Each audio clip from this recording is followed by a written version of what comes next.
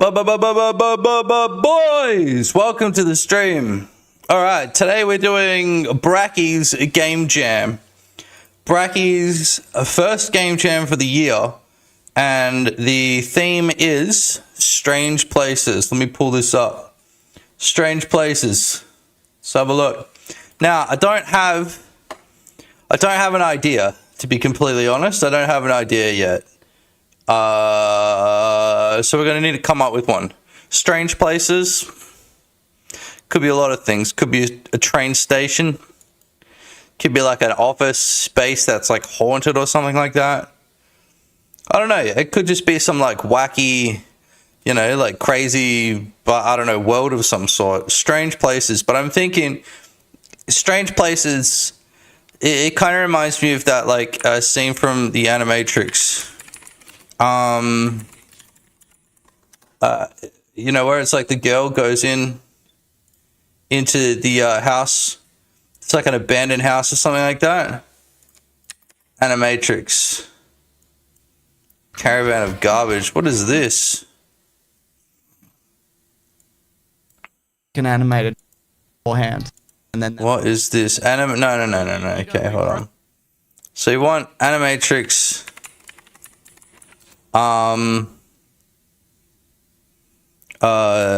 Kids. It's the kids. This one. Alright, so strange places. The first thing I thought of was like this. I don't know if you guys have ever seen. Okay, that's not it. It's like the Anomaly. Animatrix. Yeah, this one. What's this one called? Beyond. Yeah, check this one out. Okay, it's like, look, I'll skip forward to it. And we're not gonna play it, otherwise YouTube's gonna freak out and think that I'm like watching stuff I shouldn't. But see, they go to this house, right? And then there's these kids like doing weird stuff. Like this. See, this is a strange place, you know what I mean? So I'm going to try and draw inspiration from like that. Need to turn the Prodigy down. You know, it kind of gets a little bit portally or something, doesn't it? But either way, we've got a new project, so I don't know. What do you guys reckon? Maybe we should brainstorm this a little bit more. Okay.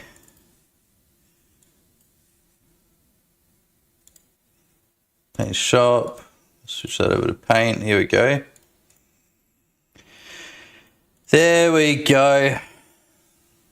And then also I got to post this link to the Discord.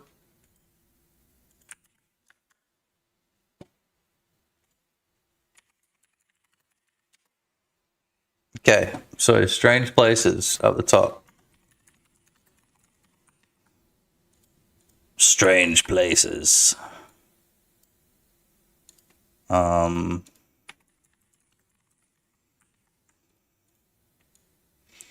Really, what's strange? You know what I mean?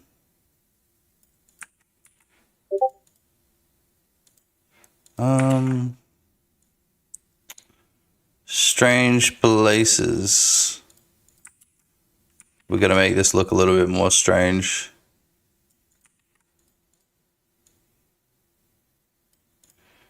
Strange places. There we go. Strange places. Brackeys Game Jam ideas. Okay, so what's strange? Have you guys ever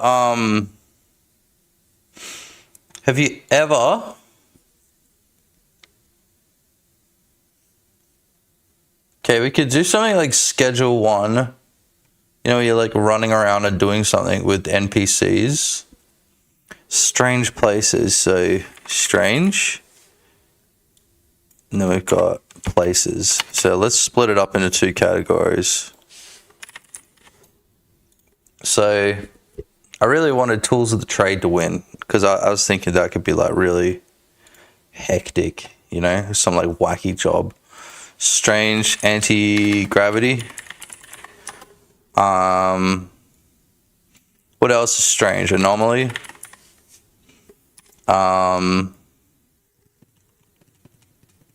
Strange. Portals, except I don't really want to do portals. Might be kind of interesting. Like non-Euclidean. Is that how you spell Euclidean? And places. What's a strange place? Something mundane. Hello, kitty. You know, we find strangeness in the mundane. You know what I mean? So,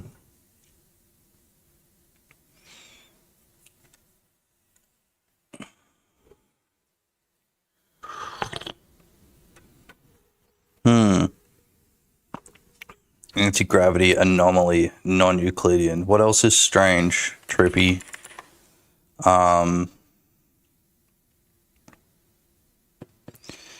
Trippy and like random, colorful. Hello, kitty cat. Meow. Meow. Something like that, you know. I'm thinking of like Antichamber. I don't know if you guys have ever played that game, but it's freaking sick. It's freaking sick. So anomaly, non-Euclidean. What else comes to mind? Man, I wish you boys were in here to give me a hand with this. This is hard. Views. Okay, hold on. I think I got to move my own view over into the middle. Around there. So the YouTube algorithm can put me in shorts. Yeah, there we go. And now I'm in some sort of shorts feed. Absolutely lovely.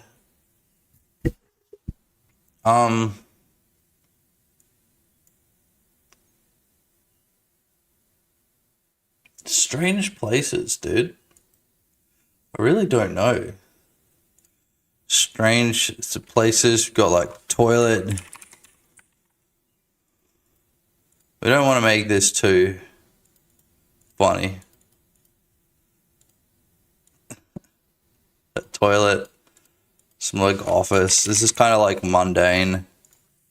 House.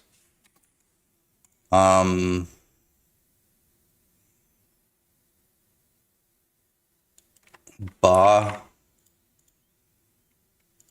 Strange. So what can we do here?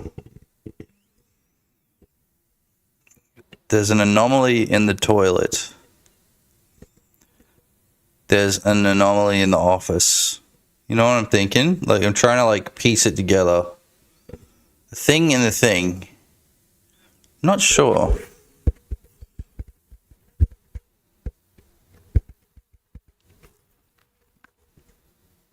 It's a hard one, isn't it? Do. What are we going to choose for music? Take me to the hospital. I'm going to listen to some Rush. Rush mix. There we go.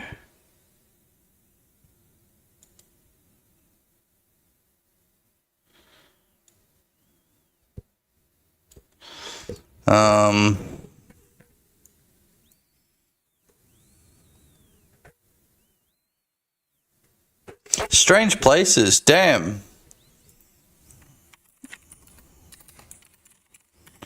What do we want for strange places? Look, for the shorts feed, we're gonna put that there. Strange places.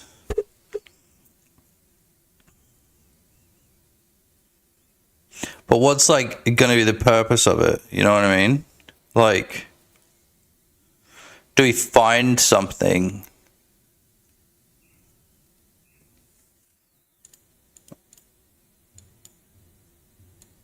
We want Euclidean. We want like a linear space. We don't want like a non-Euclidean space, I don't think. Anti-gravity might be fun to play around with, but I don't know about that. Strange places. What happens if we Google it?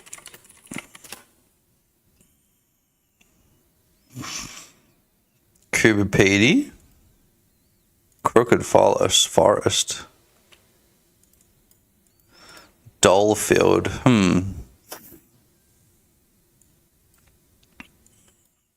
Look, check this out. They look for strange places. What have we got here?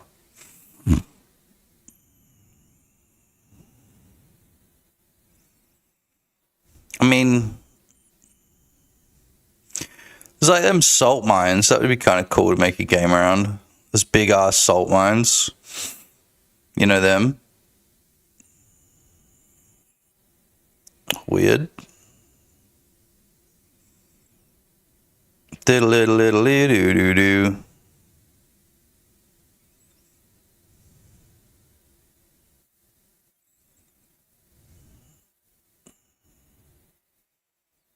Strange place. I like the idea of not having something on the screen. You guys remember Antichamber? I know I mentioned that before, but Antichamber was such a cool game. That's kind of what I think of when I think of a strange place. Antichamber. Let's see if we can even get that streaming. I'll try and stream Antichamber, but I got a feeling that like it's going to be a little bit weird. This game is 2011. Damn. 2011?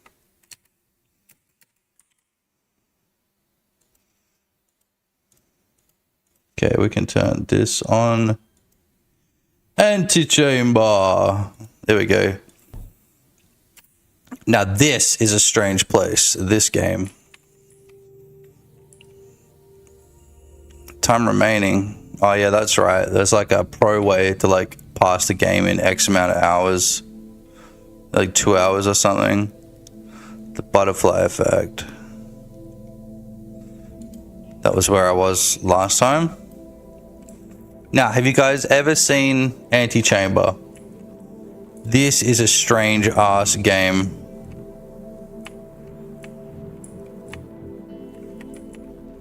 Okay. See, I got one block. Wait, we push it. Look. And then we can stick it there. Look, and it's going to stop this.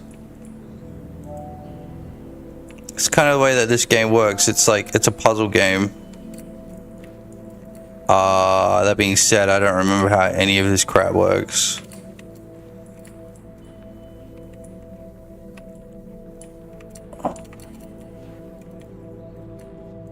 Bro.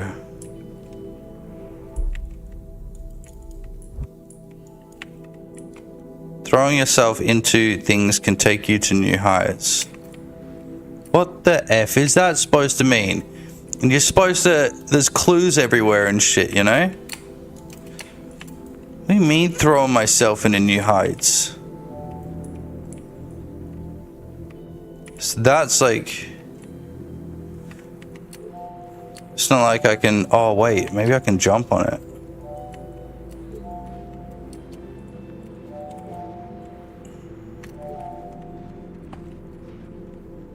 I might even be able to climb up that.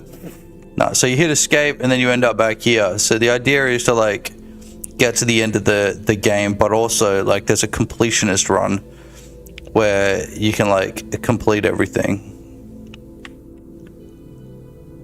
But I don't think that's going to happen with me. 1920 by 1200.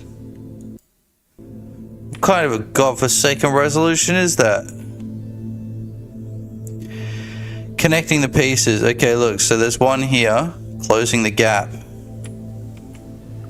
So I walk through that, it opens that door. Yo, what's up, Eric? How you doing, man? Now I'm trying to come up with an idea for strange places. I don't know if you've ever played Antichamber, but this is Antichamber. This is one of the strangest games I've ever played. It's hard to describe even without actually playing it. It really is. You've just kind of got to get a vibe of the game and figure out what to do. And then like you get given like a tool, like this one can remove things, but inside this little bubbly particle world, there's no such thing as picking. Wait, can I pick it up from outside? No, I can't. I've got to be inside that world, but I can't keep it. So like, look, so I can like grab these. You see, now I've got stuff to work with, and I can like make things. You see what I'm saying? So connecting the pieces can solve a puzzle. What do you mean connecting the pieces? Oh, I think I know what that means, right? And then also when you break a chain. So wait, what if I connect this and this? And then do that. Oh, see? Like I said, it's a very hard game to describe how it works because it is so trippy. But when I think of strange places, we're talking about strange places right now for the Brackeys Game Jam. This is what I think of. This game is so strange. It's probably the strangest game that I've ever played yet. So we're going to go back to it. Show you a little bit more Antichamber because I think that we can probably get some inspiration from this. So now when we walk, those balls don't move around. But I can't remember what the balls do. I mean, it's not like we... Yeah, it's kind of like... It's like Test Chamber, except it's like one big, like, non-Euclidean space. But, like... You see, like this? Like, whatever that is... Isn't that there behind that wall. So it is, like, it uses portals in the traditional sense of, like... This area is not that area, and it uses a lot of different like techniques. Like you can kind of see, if you like squint, you can see that it's like kind of fuzzy over there as well, which means like right there we're jumping through the portal and it's switching. We can see actually just from the like the lighting on the gun. You see, like it snaps into position. So we can't do that. We can't fuck with this at all. And there's a door that says the end behind it, but obviously that's not going to be the end. The game sort of fucks with you a bit. Oh shit, but we turn around and we're in a different area completely. Okay, so let's do that again. Hold on. So closing the gap, look. Wait, so we just go straight through? Wait. See, we need to get underneath that somehow. So this opens the door, and this closes it. You see? This opens. We've got no crouch. But maybe there's something we can do here.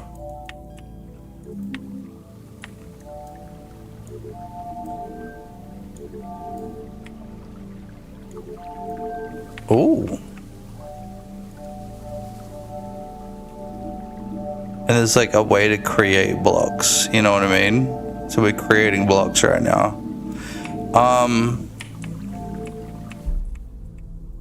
But then we go through that wall and it destroys all our blocks. Okay, we can't go through it backwards. I was so friggin' confused, dude. Where the F was I? Okay, I'm quitting. What's this one here? Oh yeah, the tower, that's right. 1, 2, 3, 4, it counts up. Hidden secrets. Oh, that was this one, ready? So look.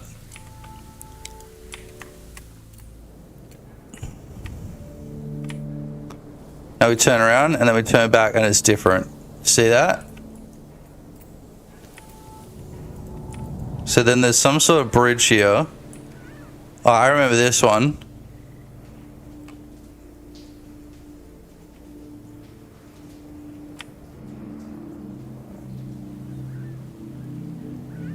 Dude, this game would have taken so long to make. Look, I remember, you gotta stare at that thing. You gotta stare at the dots, and it takes you somewhere.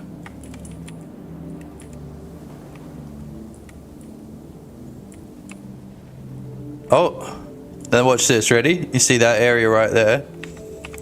If we look through that, then it's somewhere else. Oh, and then we're there. You see that? Dude, this game is so trippy. It's called Antichamber, if you want to check it out. I want to join the jam so bad. Are you going to submit, Rembot? Yes, I am.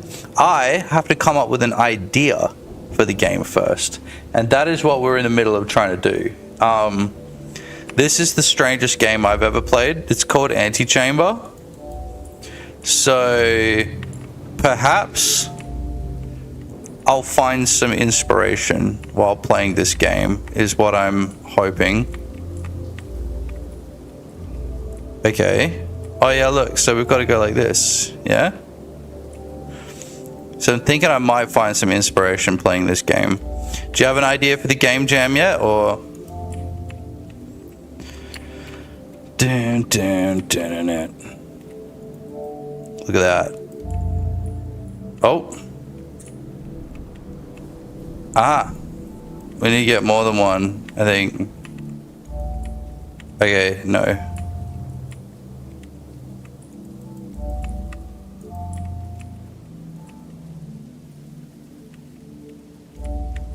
Okay, no, we weren't fast enough.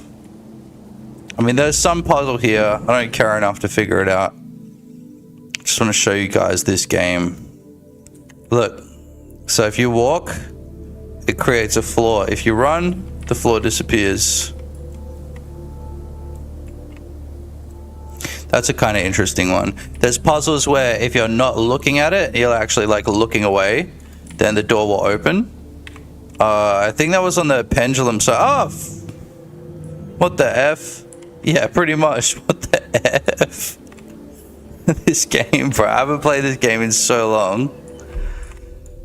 But this is exactly how I feel.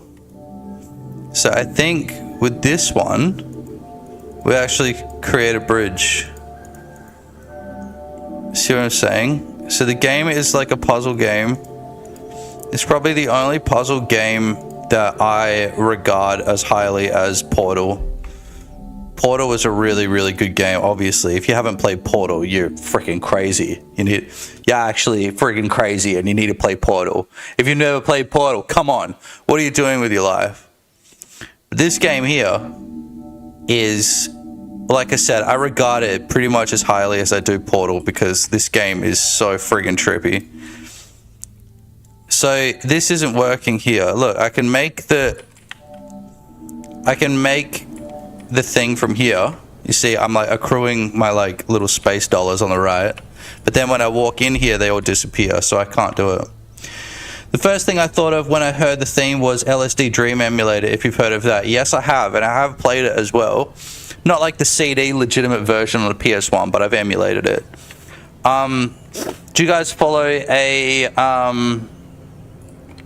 Unity creator by the name of... Wait, I'm going to have to go on to... He calls himself Chris the Game Dev. Have you guys ever seen that guy? I follow him on TikTok.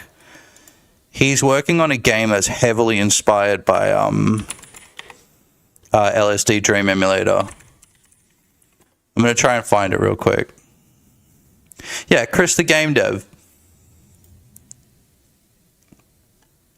Oh, game called Vapor Strange he's working on. This guy here, hold on, let me put my display capture on. This dude right here. So this guy, absolute SK, sick dude. You should go subscribe to him because honestly, like his stuff is really cool. So he's made a game called like Zombie Liminal Fishing. Oh, what was the first game that he made? Oh, I can't remember what the first game he made was. It'll be here somewhere. Indigo Parallel, I think it was his second game. And his first game was... Oh, it'll come to me. It'll come to me. But yeah, I mean, like, if you've played LSD Dream Emulator, then his style is like right up your alley, like this sort of stuff here, you know, where everything's like crazy, trippy, kind of random. Is that like an active ragdoll, actually? Big ass, damn. So I actually wanted to make a active ragdoll game, but see, like, even look at that. This guy's trippy. He's a legend. Chris something or other. So I follow him on TikTok. But man, he pumps out videos like crazy. Oh my god, it makes me look like I'm not doing enough, dude. What was that? So hot, this ass. Dude, you just said super hot. You guys ever played super hot? Super hot. Super hot. This game. So this is a cool game as well. Kind of think about like strange places. I mean, if you've never played Super Hot as well, like, get your shit together. Go play Super Hot.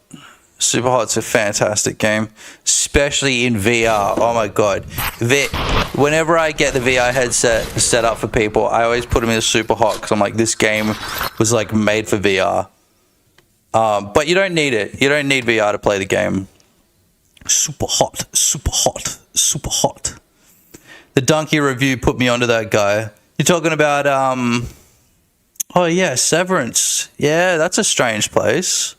So we've got our places here. We've got like, what, like anti-gravity, anomalies, non-Euclidean in the strange side. And on the places side, we've got toilets, offices, house, bar. You know, but I'm open to ideas right now. I'm really just trying to figure out ideas. Because look, we've got a blank Godot project. And nothing in it, so we really got to work out an idea. So you guys can help me. And recently my channel's gotten some form of monetization in the form of super thanks, and I don't know what the hell they are, but apparently people can give me $1 or $2. So we're gonna be streaming on YouTube a little bit more until that happens, and when it does, it'll be worth all the hours of streaming that I put in. Just kidding. I haven't been streaming that much just because I've been focusing on YouTube a little bit more, and then a game that I'm working on. But, you know, it means that I'll stream, you know, whenever I can be bothered. It's just not really viable for me as like a supplementary job. You know what I mean? I think with Twitch, the most money I made in a month was like, I don't know, like $50 maybe, something like that. And I was like, so much work, dude. I gotta stream like every single day, and like when I'm streaming, like I can't code for shit. Like it's just something about needing to talk and code at the same time. Just like I'm not there yet. I'm not mentally there yet, I don't think so. But I like to have fun when I'm streaming, and you know, doing it every day puts a bit of pressure on it. You guys can't hear this, can you? Okay, good. I'm getting spammed with audio from everywhere. Super hot. Okay. More strange places we got to think about. Strange places. I wonder what other games I have that are kind of strange. Because this is very strange. We love Donkey. Absolutely love Donkey. I mean, obviously, you gotta be crazy not to love Donkey. So I think what you have to do here is you can go like this. Look, if I just get enough pieces, I think what I can do is I can create a bridge without actually, look, like this.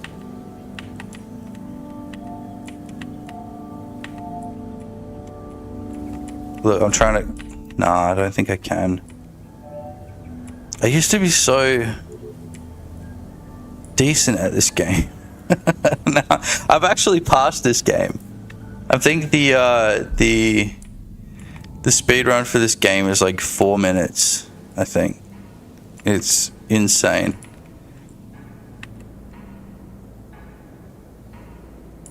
L-I-F-E. Okay, so I want to show you basically how this game works, right? This door here, if I run into it, it's solid. If I look away and look back, it drops again. If I look away and then I look back, it drops again. You seeing this? So the way that you get through that door is you just look away and then walk backwards. See what I mean? That was like one of my favorite challenges in the game, because it's just so obvious once you do it one time. You're like, oh, of course. If it's off screen, just reset it. This was made in Unreal Engine 4 as well, I think, in like 2011. So then we can do that to end up over here.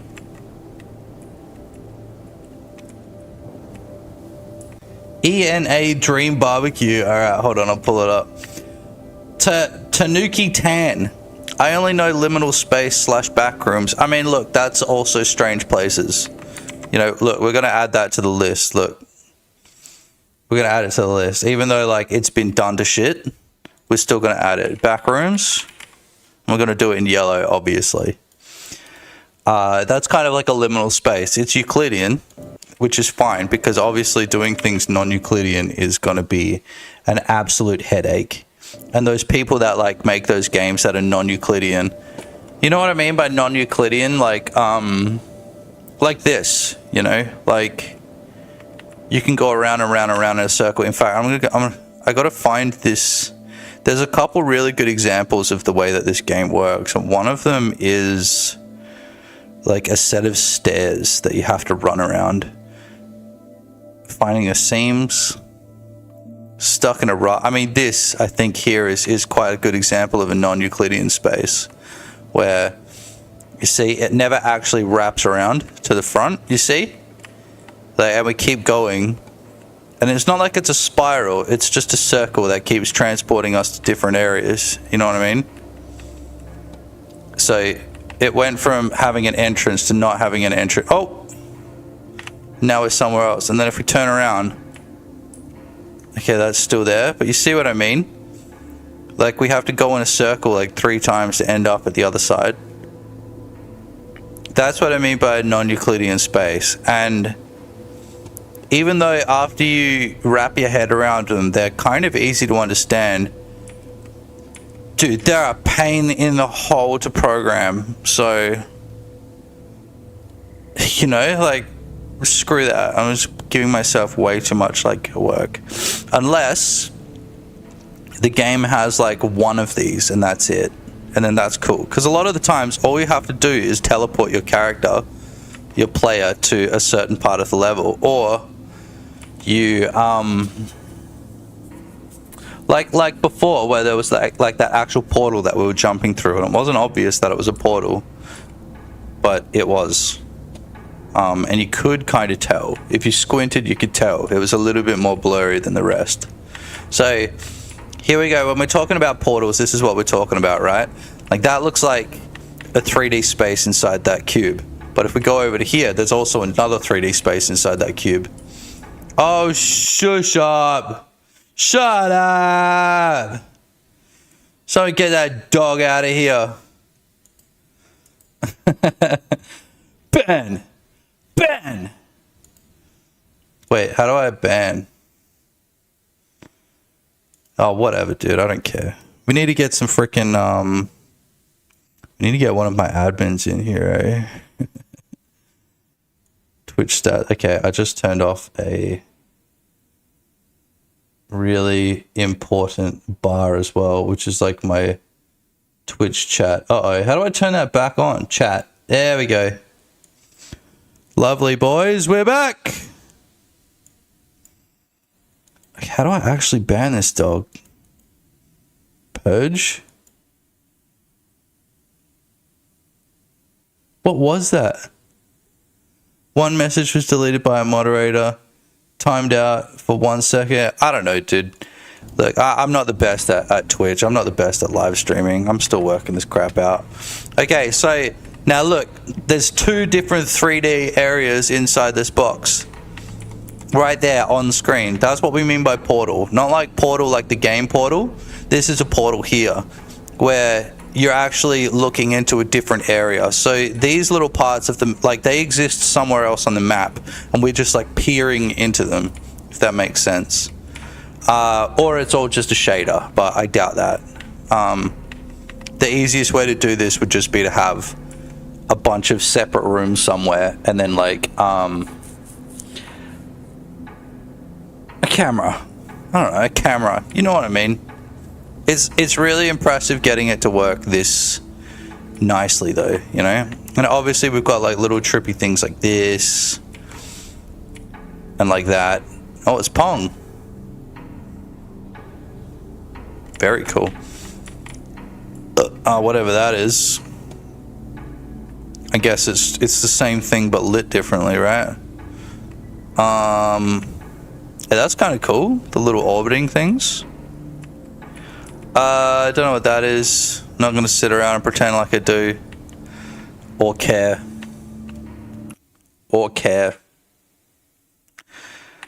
That's kind of cool. It's just a bunch of things moving at a different speed. That's good inspiration right there, because that's really easy to achieve. That sort of effect. Just all the different plates moving at a different speed. That's kind of cool. Just see that? This is actually the way through to the next area. So this is a portal. We walk through it, bam, we've been transported somewhere else. Now if we walk back through it, yeah, okay, so it's a two-way portal. But do you see that? It kind of glitches out for a second there. Right there, you see it like glitching out a bit, and I don't know what the hell that is, but it's an obvious sign that we're portaling through somewhere. So, non-Euclidean space, I don't know if that's what we want to do for our game. What else did you say? Liminal spaces like the back rooms. Okay, that's an interesting one. Because we could mix, or I don't know, boys. Back rooms is a little bit like done to shit as well, you know what I mean? Everybody's done the back rooms at this point. I even did a tutorial on how to do it. Okay. Wait, here we go. When you absorb your surroundings, you see things you didn't notice before. Okay. Oh, and we're back here. Wait, it's different this time. So I think the point here is we're supposed to follow the... Wait. The blue? The green, we're supposed to turn around. Gotta follow the green.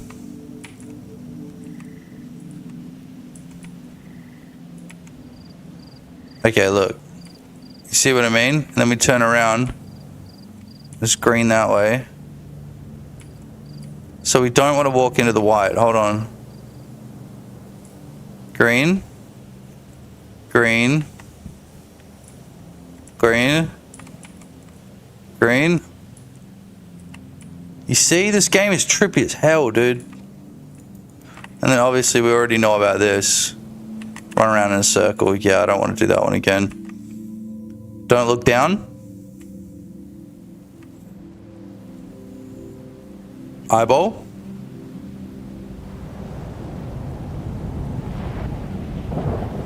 Well, I don't like that. You can look further than right below you.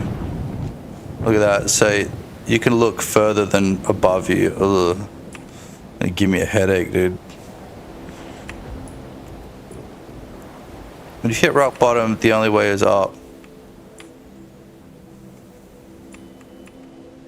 Right? But wait, which way do you go?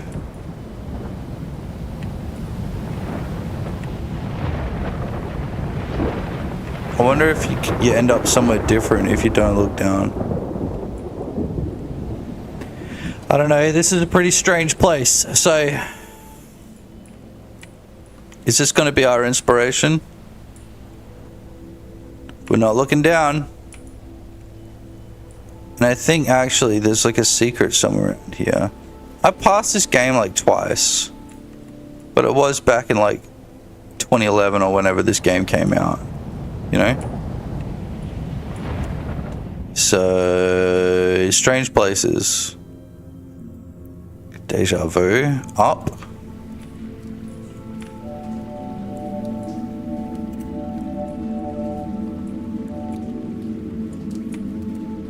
Damn the cars, bro. What is the deal with like all these songs from the 80s being about girls that are 17, dude? We're gonna need to give that one a skip. Freaking hell. Ah, not by Rush though. Come on, yeah! That one Winger song that one dude told me about in chat one time. It's like, damn, that was the worst one. Okay, I think I've had enough of this game. Strange places. Strange places. Okay, let's just start making something LSD Dream Simulator type. Mind's Mouth. What kind of game? It's got to be like probably a 3D first person game is what I'm thinking, because that's kind of what I'm good at. It's what I like to make. So if we just create a new scene, call it main scene, and then we'll create a character body. We'll start working on the player controller.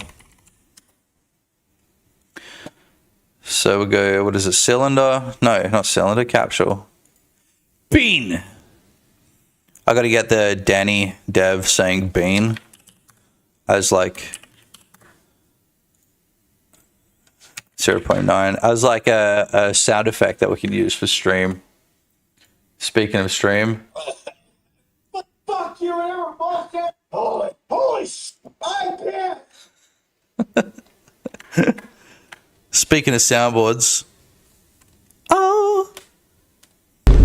Danny Dev, come back to YouTube. We know that you're Venonad. We know you were the guy that made Megabonk. Stop screwing around. We know the answers. What's that? It's just Tourette's guy, man. If you come and join on Twitch, which you don't have to, you can use !TG. Just throw a random Tourette's guy sound in. So I think I set up a while ago, but I haven't really used it because I haven't really been streaming that much. Or you can go Gordon Ramsay. Hold on, let's do a Gordon Ramsay quote. You fucking donkey!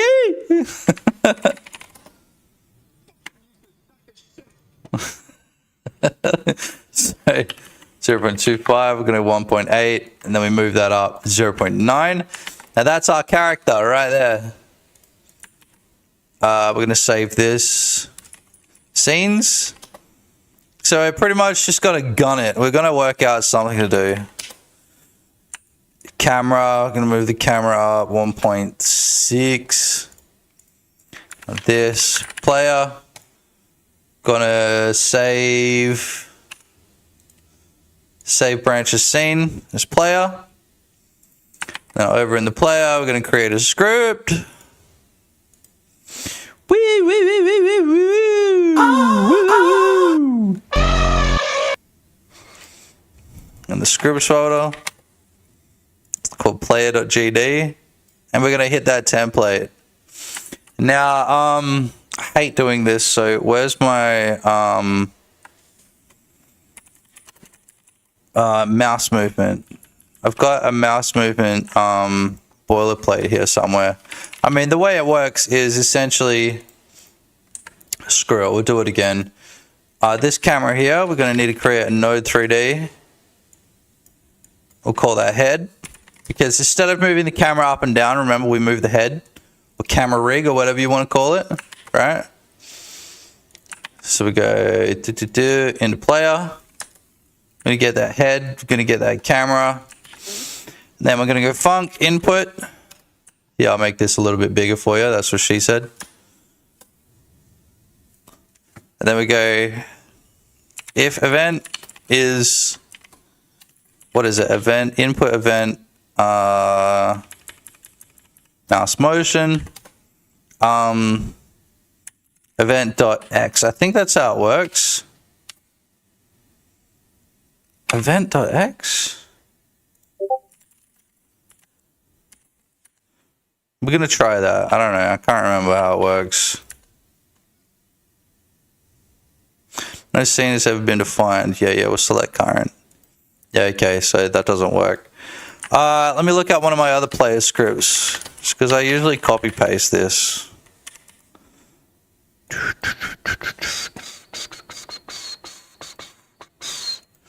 It's event.relative.x. Yeah, okay.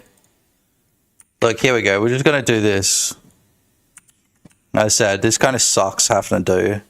Event relative, rotation X, and then we got our rotation X up here.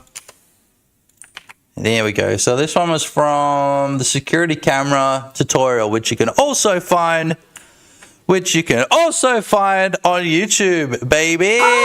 So remember to hit hype on my YouTube videos. That's a new feature that YouTube's trying to push. And, you know what I'm saying? Oh, hype! Hype! Yeah, we're trying to hype the stream up. Look, I don't think you can hype streams. But, you know, mouse sensitivity, that's another one that we need to copy. So that one's from a different video. Like I said before, that one was from the, what's it called? God in action. Come on, mate. There's only one God. And his name was Danny Dev, and he left YouTube. And I don't know where he is. In fact, we all know where he is. He was Van and Ned. He released Megabonk. Oh, yeah, that's right. We've got this. Just in case we need to shoot anything on the screen.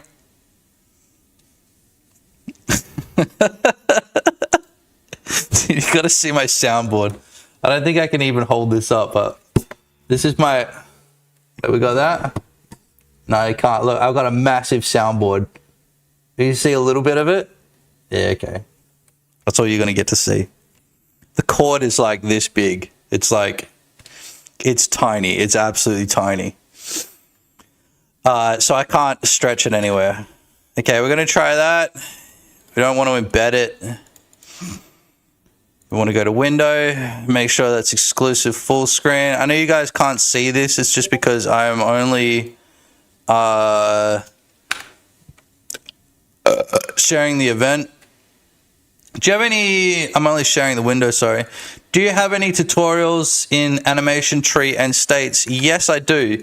The proximity chat 2 tutorial, where I create a third-person controller for the character, has animation tree in that. But, you know, at some point, we're probably going to need to use an animation tree on this. So let's just import that model. So we'll go model. Then look, where are we? GLB. This was the model that is available on the latest Ragdoll tutorial. This is the Ragdoll tutorial player. Look, it just looks like a bean with arms. A bean with arms.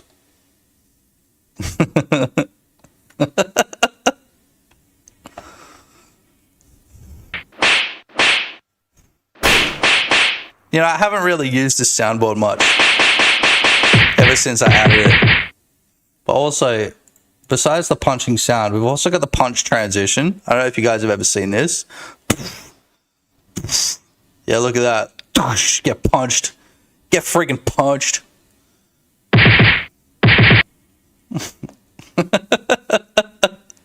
So, hold on. Okay. By the way, this dude is the wrong way around, so we're gonna have to spin him around. So we might even be able to get rid of the mesh instance for now. Okay, so animation states, right? In our player, right? First of all, we've got to do editable children. That's a must. Now what we do is on player we add an animation tree, right? And then we have to actually make an animation tree. So obviously we've got this section down the bottom, animation tree, for animation trees. Not animation. But if we click on animation player, this is going to fill up with, you know, the stuff that we've got on this player. So I'm going to set that to idle 1. Whichever one loops nicer. These are all loops. Yeah, it's one. So you click this button here, by the way, to make that the default animation.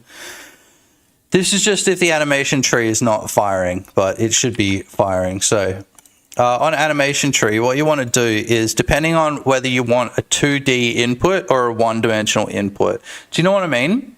Does that make sense? Like a one-dimensional input, I'll show you. So over here, up in tree root, here we go, tree root. We want to go blend tree, I believe. I always get this wrong. And then we got to change the animation player to animation player. Like I said, that's the main reason that we do the editable children, so we can get access to that animation player. I always screw this up. I don't think it's blend tree. I think it's blend space 1D. No. How do we get this going? New? No, we're in animation, that's why. Duh!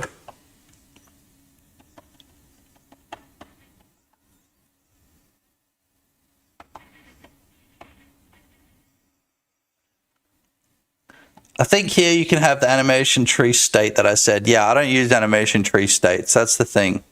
So, so animation node state machine. Okay, so that's when we're going from running to like idle to like whatever else, or like attacking, right? And he just does the same animation over and over again. I prefer to use the blend space, but here, let's switch that over to a node blend tree. So we've got the blend tree here, right?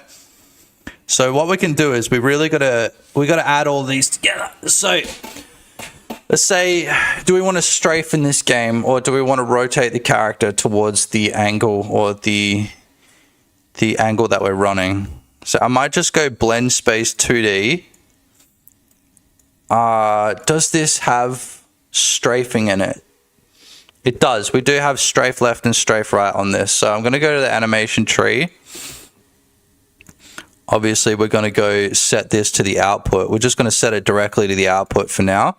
If we want to get like a one-shot animation or something like that, you know, like in Battery Chucker.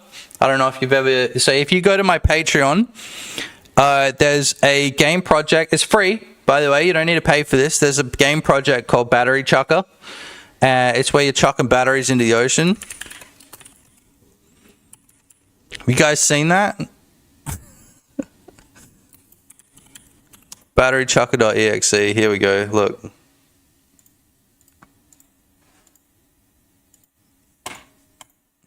Come on, is that working? Come on. Come on. Dude, sometimes this shit pisses me off so much. Going, come on, Battery Chucker. Come on, Battery Chucker. Well, you gotta chuck batteries into the ocean and hit as many, like, dolphins as possible. Suck about the game. Yeah, it's not about playing it so much. It's more just about, like, looking under the hood at how it's made. Was the main reason that I made this game. Was I wanted people to see... you know, some cheeky little concepts that I was kind of working on, right? Sorry, cheeky little concepts that you can add into your game. This isn't working. I'm just going to have to switch my window over. There we go, Battery Chucker. I think you can hear that? No. No, I don't think you can hear it. Either way, it doesn't matter, right? So in this uses a one-dimensional blend state. Right, because what I'm doing is I'm setting the character's rotation based on the way that he's moving, his velocity. But the walking is kind of like he's either walking or he's not. So that's like your one-dimensional slider, right? But on top of that, see, we have another animation playing, and that's the one shot, which is the throw. Now that is just a one-shot playing that's had all of the legs and the rest of the body, except for, I think, the upper body and the arms filtered out. So it can be running, or walking, or like not walking at all while throwing the battery at the same time. So this is sort of like an advanced animation tree for like a niche purpose, right? And that niche purpose is being able to throw while walking, you know? That makes sense? So it doesn't matter how fast he's walking, he's still going to be able to play that animation of him chucking the batteries over the top. So like I said, this is free. You can just go onto Patreon right now and download this. And it was a blast working on this game, honestly. The shit was fun as fuck to work on. Dolphins killed 10. So yeah, you can go play that right now if you want. But that'll give you sort of like, you can have a little bit of a look under the hood at how that works as well. Oh, come on. Godot, here we go. Strange place. Right, so this blend space 2D. We've got to add an animation in the middle, which is going to be the idle one. We've got to add an animation up here, which is going to be forward. Actually, I think we might need to switch to backward and forward the other way around, but we'll see. So then we're going to do strafe left, and then we're going to do strafe right here. Cool. So because we're a character 3D as well, we can just take our velocity and then apply that pretty much directly to this blend space. So the way that that blend space works is we've set up all of those animations that it can blend between, right? But then if we go over to here, right? If his what's it called? If his velocity X is 1, then it's gonna blend those two animations together. Sorry, 3 animations together. And then if our velocity is 1, dude, why are you not? Okay, there we go. If his velocity forward is 1, then he's going to be walking forward.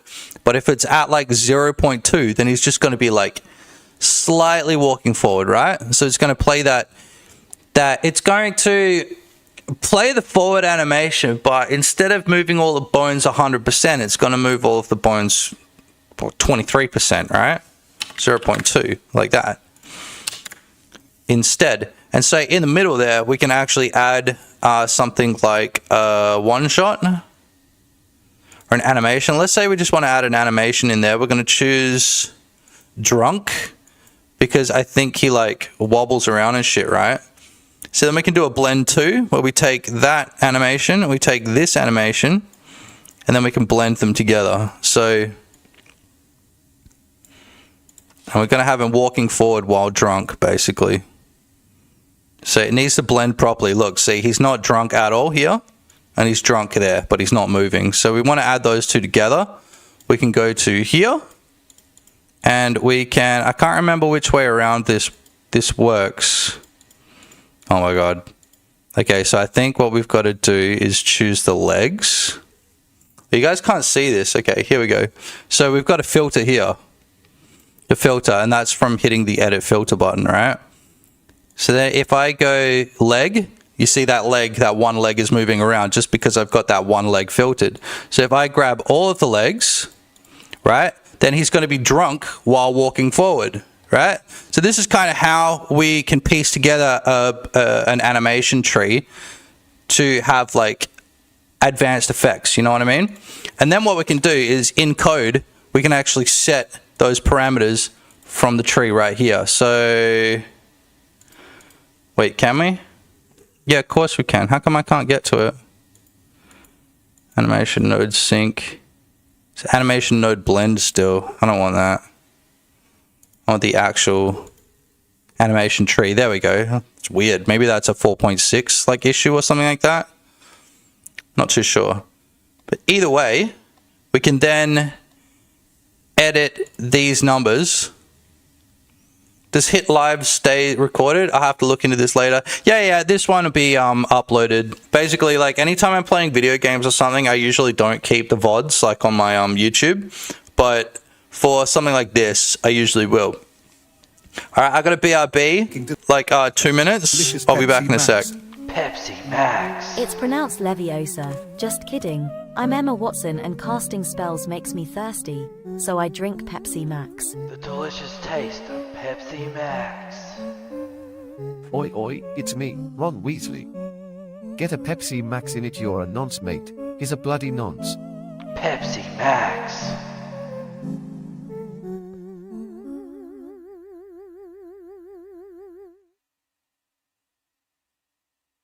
What's going on, vlog? I roughed the terrain for you, baby. We're getting a freaking feed out here, mate. We out here.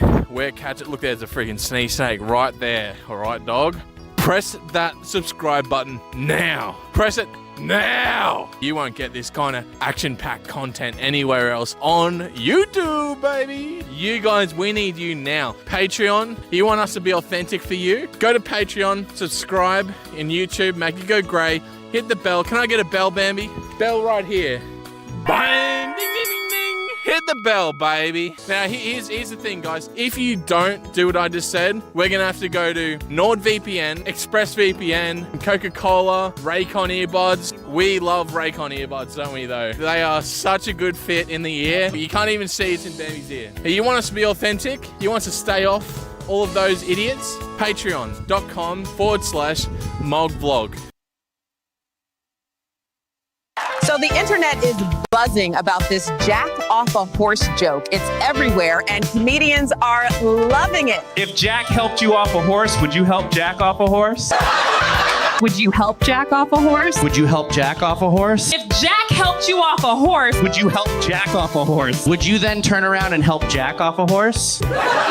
Think about it. The humor stems from the unexpected shift in the meaning of help Jack off a horse, playing on the listener's initial innocent interpretation. It's so funny because it's so stupid, but it's also so clever. And the fact that it's going viral, I love it. It's funny because it sounds like help Jack off a horse, which is a very different request. Jack off a horse. That joke was the cornerstone of my childhood. It taught me everything I needed to know about wordplay, about comedy, about horses. See, it makes perfect sense. What started as an innocent joke has now escalated into a significant government issue, raising questions about free speech and political sensitivities. Would you help Jack off a horse? It sounds harmless enough, but if you actually break it down, it's pretty problematic. It was a simple play on words, you know? If Jack helped you off a horse, would you help Jack off a horse? Next thing, I'm doing a year. We're gonna track down every last one of these joke tellers and stick them where they belong. It was just a joke, but it cost me a year of my life. That one joke landed me in jail for a year. It was just a joke. I didn't think. I can't believe this happened. So yeah, comedy and me, we're done. Comedy's over for me. I'm done with comedy, for good. So the joke being banned, it's a bit of a double-edged sword for free speech, you know? We must protect our children from these harmful jokes. This bill will ban any humor targeting individuals named Jack or involving horses. I propose a bill to ban jokes about people named Jack and jokes about horses to protect our children. This landmark bill to ban jokes about people named Jack and horses, ensuring the protection of our children.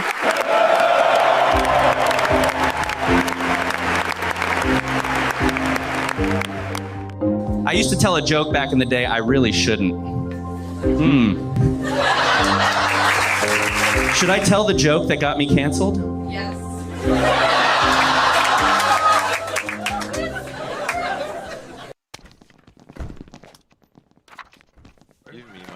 What the fuck are you shredding the whole time, bro? Hold on, dude. I'm cleaning up. I'm cleaning up around here. Bro, don't fucking... The janitor's not doing his work.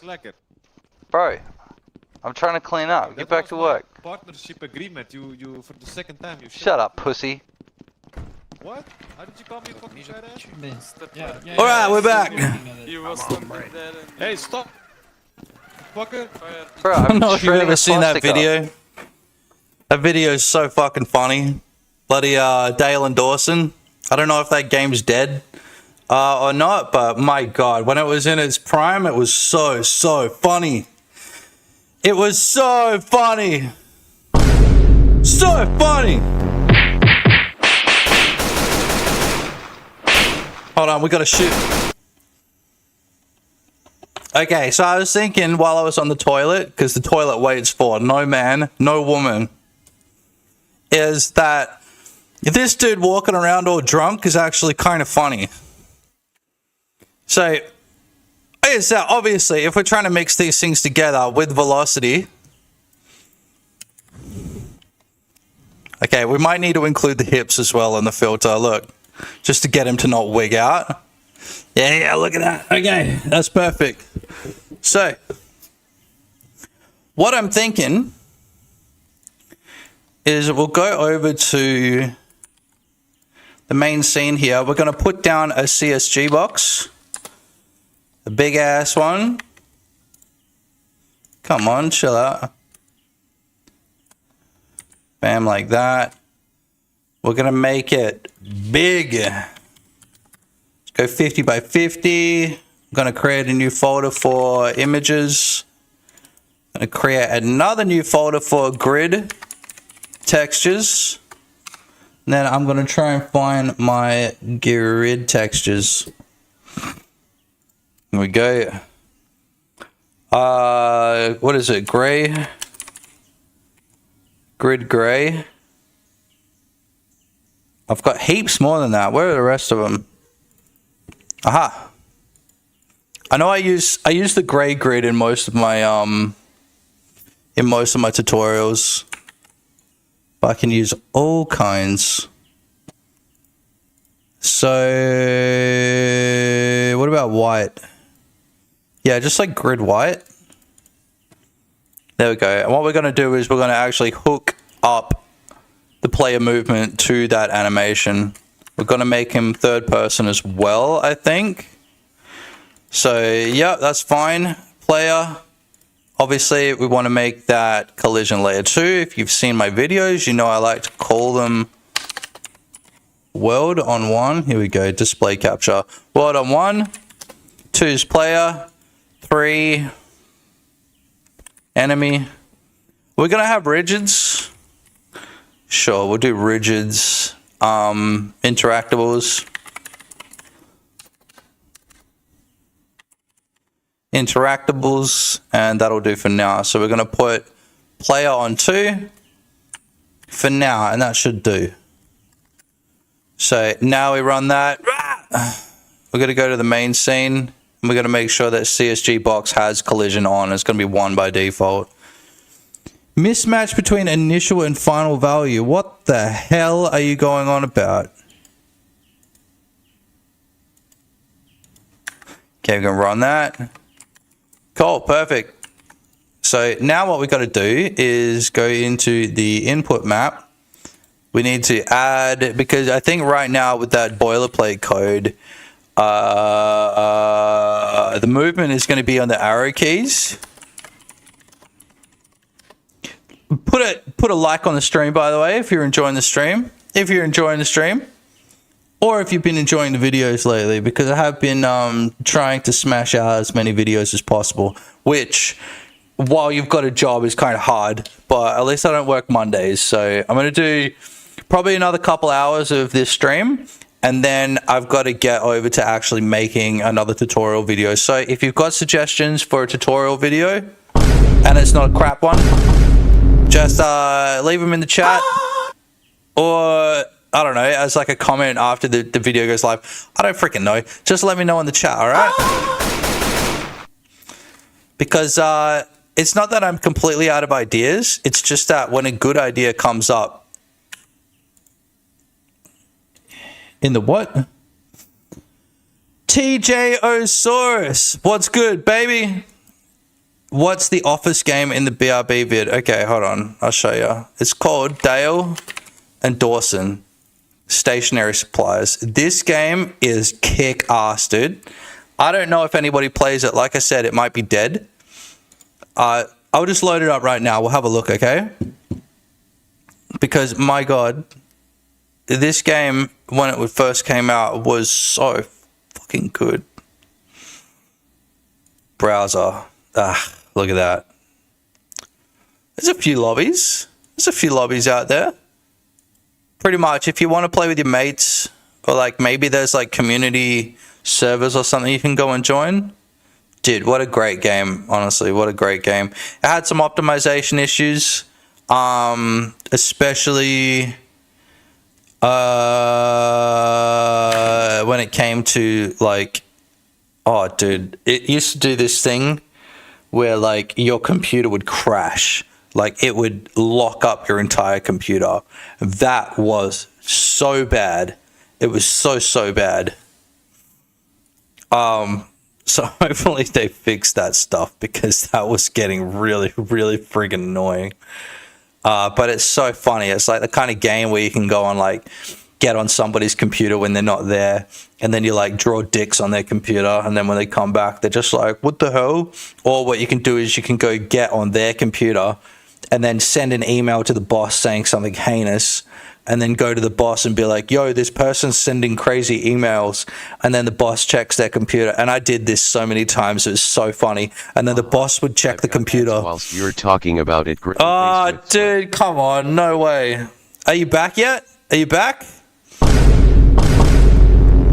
Are you back? Are the ads over? You gotta let me know, and then I'll finish my thought on that.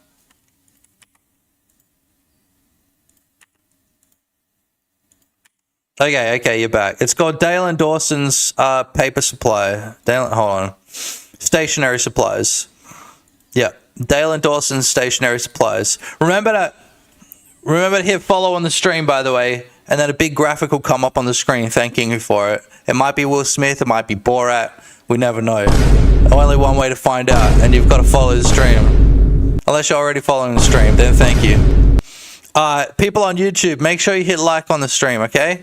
Because I'm assuming that all of you are already subscribed. Ads over. Mind's Mouth. What's good, dude? You said before, what kind of game? Look, we just need to make a game. Strange Places. Strange Places, okay? So, move up, move down, move left, move right. Then we can come into here. Alright, I didn't do that. Maybe my scroll wheel's starting to go on this. Oh, no. Move. Move left, move right, move up, and move down. Cool. So now we're moving around. Okay. Gonna need to put a sun and an environment in. Reparent that to a new node. Call that environment. Also, come and join the Discord. If you guys haven't joined the Discord, come join the Discord. We talk about game dev in there every other day. Fuck, what else do I have to spruik? Dude, I don't know. Just hit follow, hit like, whatever. You know? So if we run that, yeah, we're around where the eyeball is. So what I want to do... Dude, what is wrong with this? The animation tree right now. Look at that. It's wigging out, bro. What the fuck is that? Why is it doing that? It's wigging out. Okay, let's try and get to the bottom of this, I guess.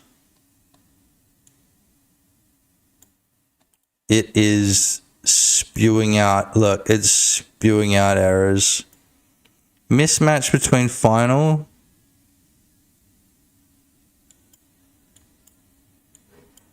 Okay, that's gonna at least stop it for now. I can clear that. Okay, that is you. Okay. Twitch on my phone. Yeah, legend, dude. Absolute. Dude, what is this?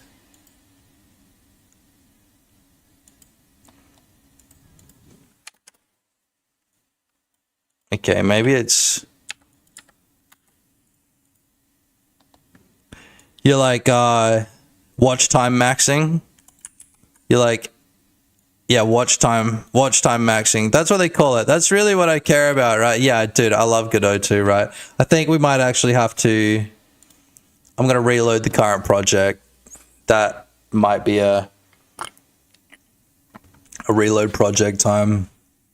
Any ideas for Strange Places? Because what I'm going to do is I'm just going to start doing like LSD Dream Emulator stuff, you know, where we like animate the floor. Maybe make it look like an ocean or something while we're walking around. So we'll make it like a crazy color.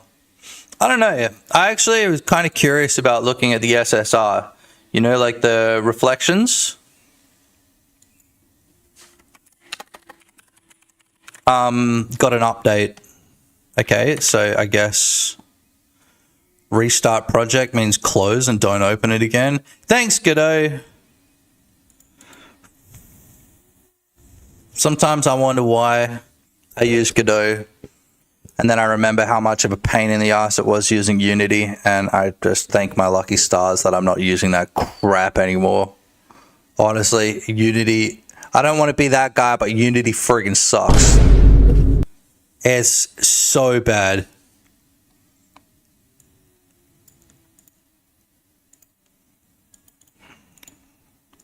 Why doesn't this want to work? Idle, okay, I need to reselect it. Dude, oh my god, bro. Unity is seriously so bad. I don't know. You guys, Unity, you guys. Seriously, you guys. Oh, you can see the cat tree in the side. Hold on. I don't know if you guys know this, but this is an actual, look, this is an actual green screen. Check this shit out. You know, I like hooked it. Look, I got an actual green screen now. And look, it's connected to the ceiling. Right? How freaking swag is that? Look at that. Hello, my house. Hello. Goodbye. My girlfriend hates it when it's up because she can't see what I'm doing on my computer, and she assumes the worst. I like the low poly look of Dale and Dawson. The office setting caught my eye because it seems cool for gameplay, and have been trying to think of contained ideas for a game to which it seems perfect. Right, it's really good. Dale and Dawson is really good. Like I said, the problem is it had its moment. And I feel like that moment is gone. And that's not to say that they couldn't bring it back, but the game was funny when it was popular. But I feel like it's going to be a little bit too serious now that not many people play it. I still recommend getting it. It's only like $10. Honestly, really, really good game. If you can find a game, it's fun. It's like playing Among Us, but the balance is a little bit weird. Yeah, it's only multiplayer. So what a lot of people were doing when I was playing the game was they were joining, and if they weren't the manager or whatever, they would just fuck off. So the server would just like half straight away. So there was a couple of things that they had to work on for balance, but that's not to say that it's a bad game or anything, because honestly, like, it was one of the funniest games I played. Was it last year or the year before? But I was like, there were moments where I was in tears laughing at how funny it was. Like, especially that video of me, like, you know, shredding all of the people's crap. Oh, bro, you just sit in the copy room shredding people's shit. And I could do that game after game after game until I got kicked out or, like, voted out. And it was funny every single time. So, you know, these things are relative, you know? Not everything has to last forever. But my God, while that game was up, it was so freaking funny, man. Oh, it was so funny. Pretty funny. Nah, the green screen has green screen. You know what's up? I actually have like a red sheet over my chair. And that's why there's like an outline, like a red and green sort of outline around me. Like you can kind of see it in my hair. So I've got green screen for both red colors and also green colors. So oh yeah, this is a Godzilla shirt. My brother got this for me ironically, but it looks funny on stream, so I figured I would wear it.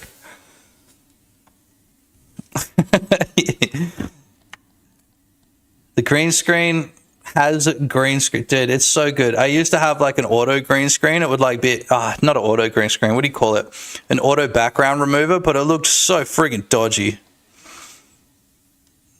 Game Jam is 7 days. You're gonna die in 7 days.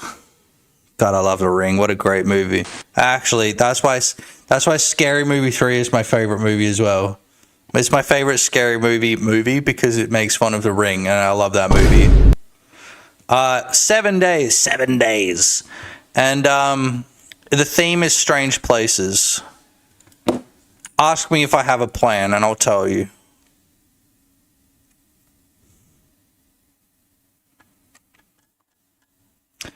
What we're going to do now, though, is actually hook up.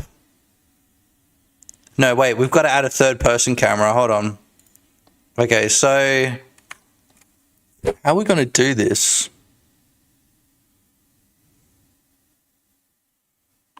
The looking up and down. Okay, actually, what I might do is create a copy of the camera that sits back here. So this is the TPS camera. Third person cam, and then this is the FPS cam. Now, I've already done this at some point, but I need to have a spring arm 3D and figure out how far back this is. But it's 2 meters back. That's fine. Yeah, 2 meters back. I make this spring arm. It can be a sphere. That's fine. And it needs to be 2 meters long. And this is going to be current, so not the other one. Now, if I run that, okay. Oh, I've got to put the TPS cam on that. Okay, there we go. Now, if I run that, look at that. We've got a third-person cam. And now I need to make it so the head rotation, head-ass rotation, captured. Okay, we also need to go funk ready. And then we need to set, oh my god, just autofill. There we go. Funk ready. Set mouse mode. What is it? Input to set mouse mode.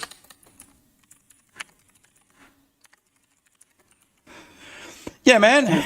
I'm hoping that I can come up with an idea like today. But I think for right now, I'm just going to dick around until I find something that's fun to play around with.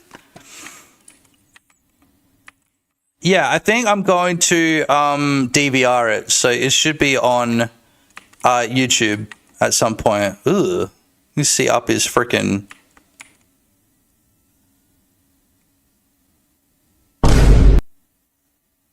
You guys can't see that. Oh my god. God, I'm just the best friggin' streamer to exist.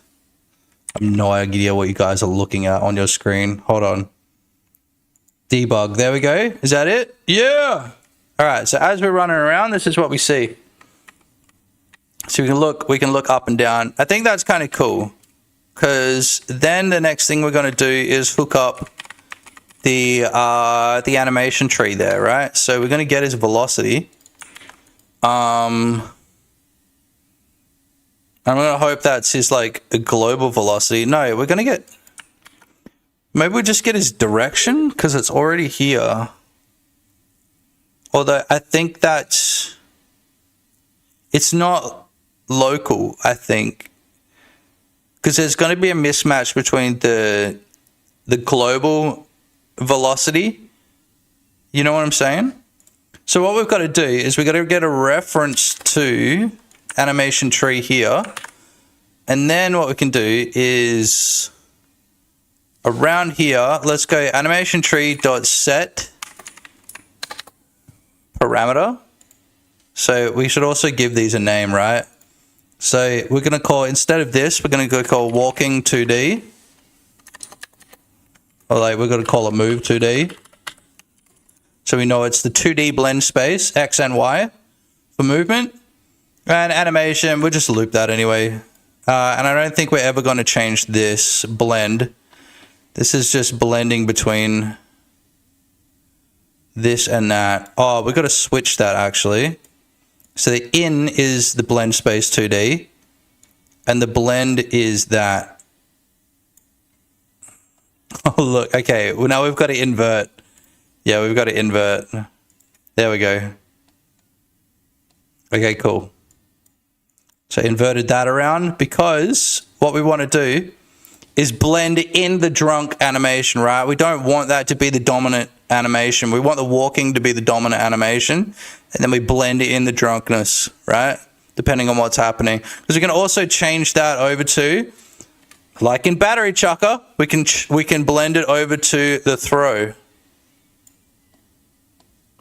Okay, not a loop, so it's kind of wigging out a little bit. We've got to change that to a one shot anyway if we do that. It's a little bit of a different logic, but if we're looping something with this animation, it should be fine. It's totally fine. Otherwise, like I said, we've got to use a one shot, which is you just right click here, you go one shot, and then we add that in instead, but I don't want to mess around with that right now. Cool, so we call this the drunk blend. Drunk blend, cool. And we're going to go back over to the script, have a look at the animation tree. See, we've got these parameters here. We need to be setting this blend position, right? So animation tree dot set parameters. Yeah, here we go. Parameters, move 2D, blend position, and we're going to change it to, so go vector 2. And then we got the X and the Y. So on the X, we're going to go velocity.x. And then velocity.z. Now, like I said, I've got a feeling that this isn't going to work. Because it's going to be, yeah, look, so it's global. It's a global velocity. So we actually need to translate that to the player's local basis kind of thing. You know what I mean? So if you don't know what I mean by that, it's basically,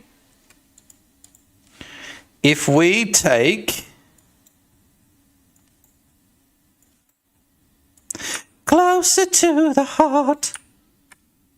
So if we take the player's position, let's say this is it here, right? And let's say the player is looking in that direction. Now, the global basis is always going to be like this, right? So that's our Z or whatever, and then, or like, that's going to be our X, right? And then this is going to be our Z, right? That's global basis. It's always the same, global. But when we're talking about a local basis or local coordinates, what it actually would be is more like this, right? Because it needs to actually be representative of the character itself and not the world around it, right? So that's why we're getting that mismatch there. Like if I run this and I walk around, you're going to see, now that I've sort of pointed that out, it looks fine when we're moving in a certain direction, but if I'm just holding W here, as I'm moving around and pointing in different directions, it's changing that blend state to be different because our velocity is not being translated to our position. So what I think we've got to do is var rotated velocity, and that's going to be a vector 2, right, equals this. Let me get our rotated velocity. Times, how do we do this? I might actually need to Google this. Rotate velocity to the player, yeah? How do I rotate character's y-axis? So it's almost like you have to dot rotated, and then the angle will be the rotation dot y. Let's try that. There we go. Look at that. So now let's walk around. Obviously, we're walking backwards. Yeah, so the backwards and forwards is the wrong way around. So we go to animation tree, and then we grab this, and we swap it around with that. Should be fine. Look at that. And now we're walking, baby. Now, obviously, it's quite harsh. So what we can do is we can have a lerped velocity, right? So once we go lerped velocity equals lerp,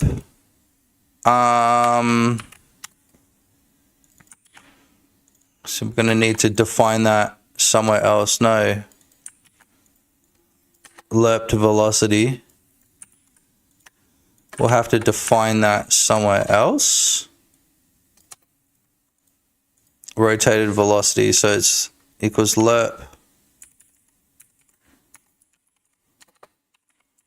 velocity to the rotated velocity at delta times, let's go 10. Now we need to define that up here somewhere. We get that lerp velocity. So maybe the 10 is a little bit too much. No? Okay, what are we doing wrong here? Oh, it's... Right, I haven't actually updated it here. So we take that lerp velocity and we can stick that there. And then... Bada bing, bada boom! The lerp is too slow. Look at that. Oh, it's way too slow. So we're going to go back up to 10. It's 10 times quicker to lerp. Look, it's a little bit better. The rotation. Ooh. Rotated. So rotated equals... Bro, how are we going to do this?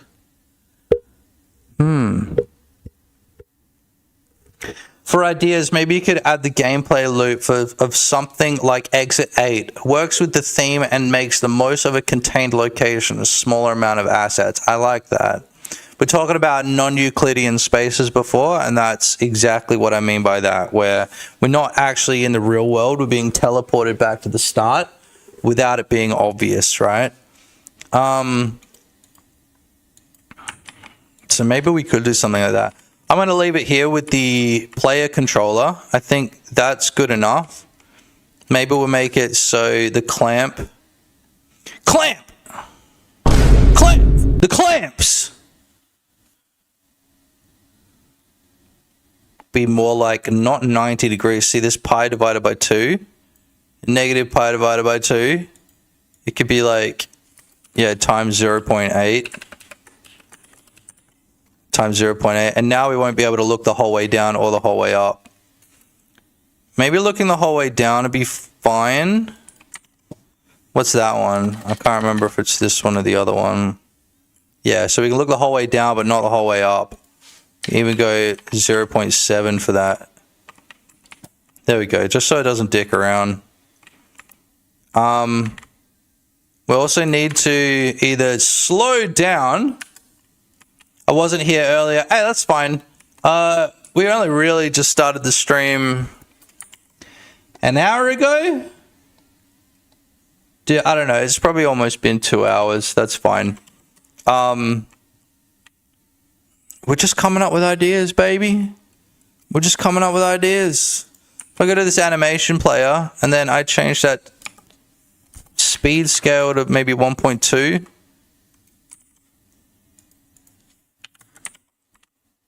Maybe 2x. Wait. Does it even work? Do we have to go to the animation tree and change it here?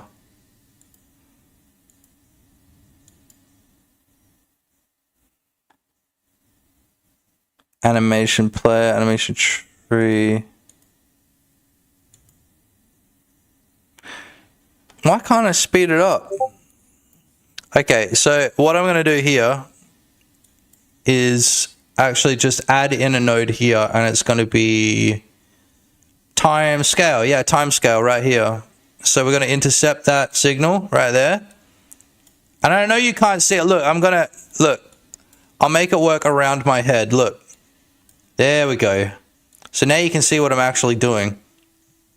Can you use existing assets in the jam? Yeah, you can use existing assets if you want. I'm going to try to use as little as possible. Obviously, because, you know, I can make a lot of things myself. You know, so far, all of this stuff I've made, even the character I made that, which you can get on Patreon for free right now, if you want. Remember to like the stream, hit that damn like button. And also, apparently, YouTube has a new feature where you can hype stuff. Hype! Although, I don't know if you can hype live streams. I assume not. But, you know, on the off chance you can, make sure you hit that button. Or go to my latest video and hype that one up instead. I gotta come up with ideas for today's video. So, you know, if you got any ideas, throw them down. I don't think I've seen you use Blender yet. Yeah, in my older videos, I've used Blender.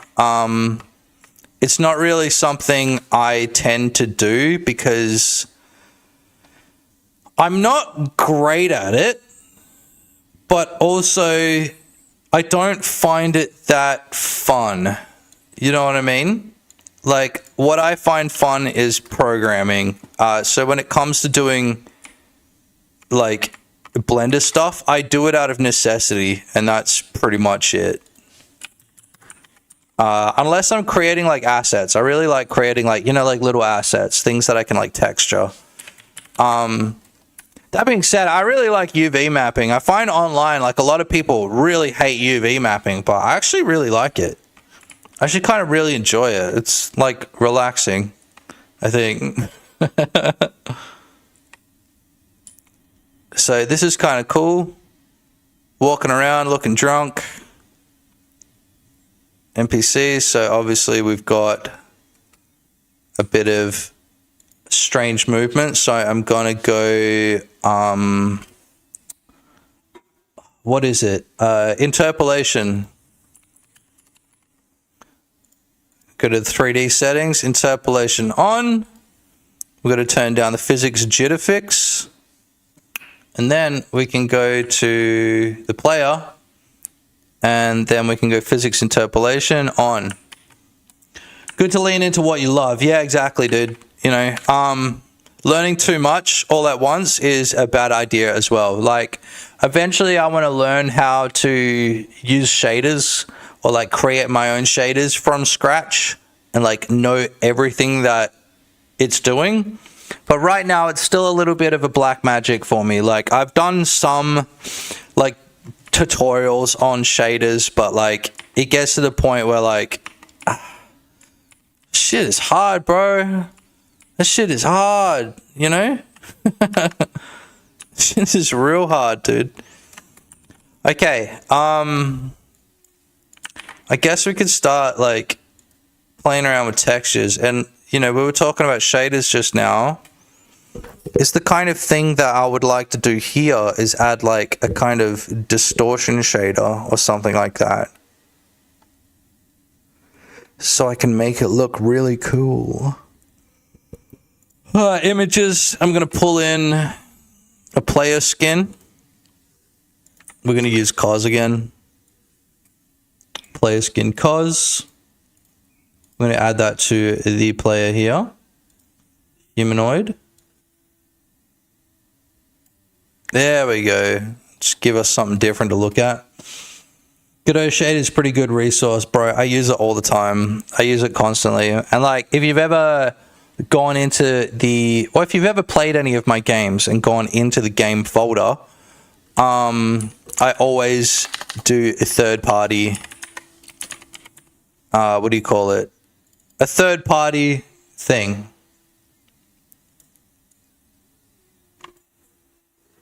Attribution. Yeah, attribution. And I was thinking one day, like, maybe I should show people how to do attribution, because, like, this is what you're supposed to have in your games when you use free-to-use assets, right? So, this here is an example of a third-party text. And so this is for unaccessible, right? So up the top, I'm showing you what licenses are actually in the third party. So one of them is CC by 4.0, which basically means like Creative Commons by attribution, and an MIT license, which is, you know, if you change things, you're obligated to share those changes, I believe. Wait. No, yeah. Wait.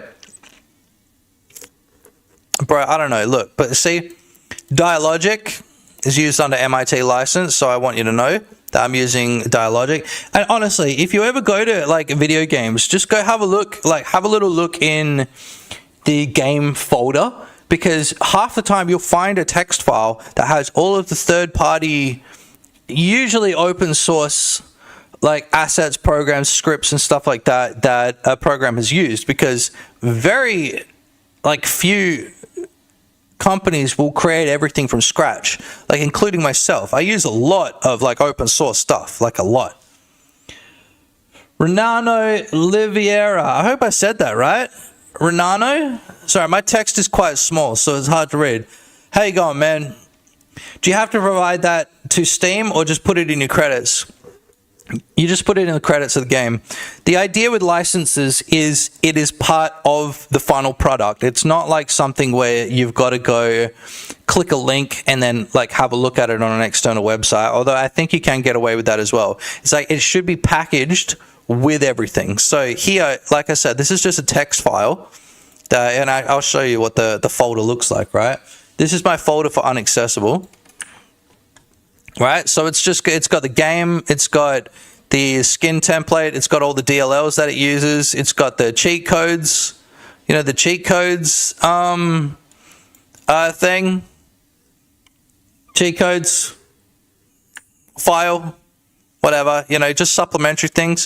One of those things is third party. So like I said, I've been thinking of like creating a tutorial on like how to actually attribute things properly, because nobody does it properly, and anybody that says they do probably isn't doing it properly either.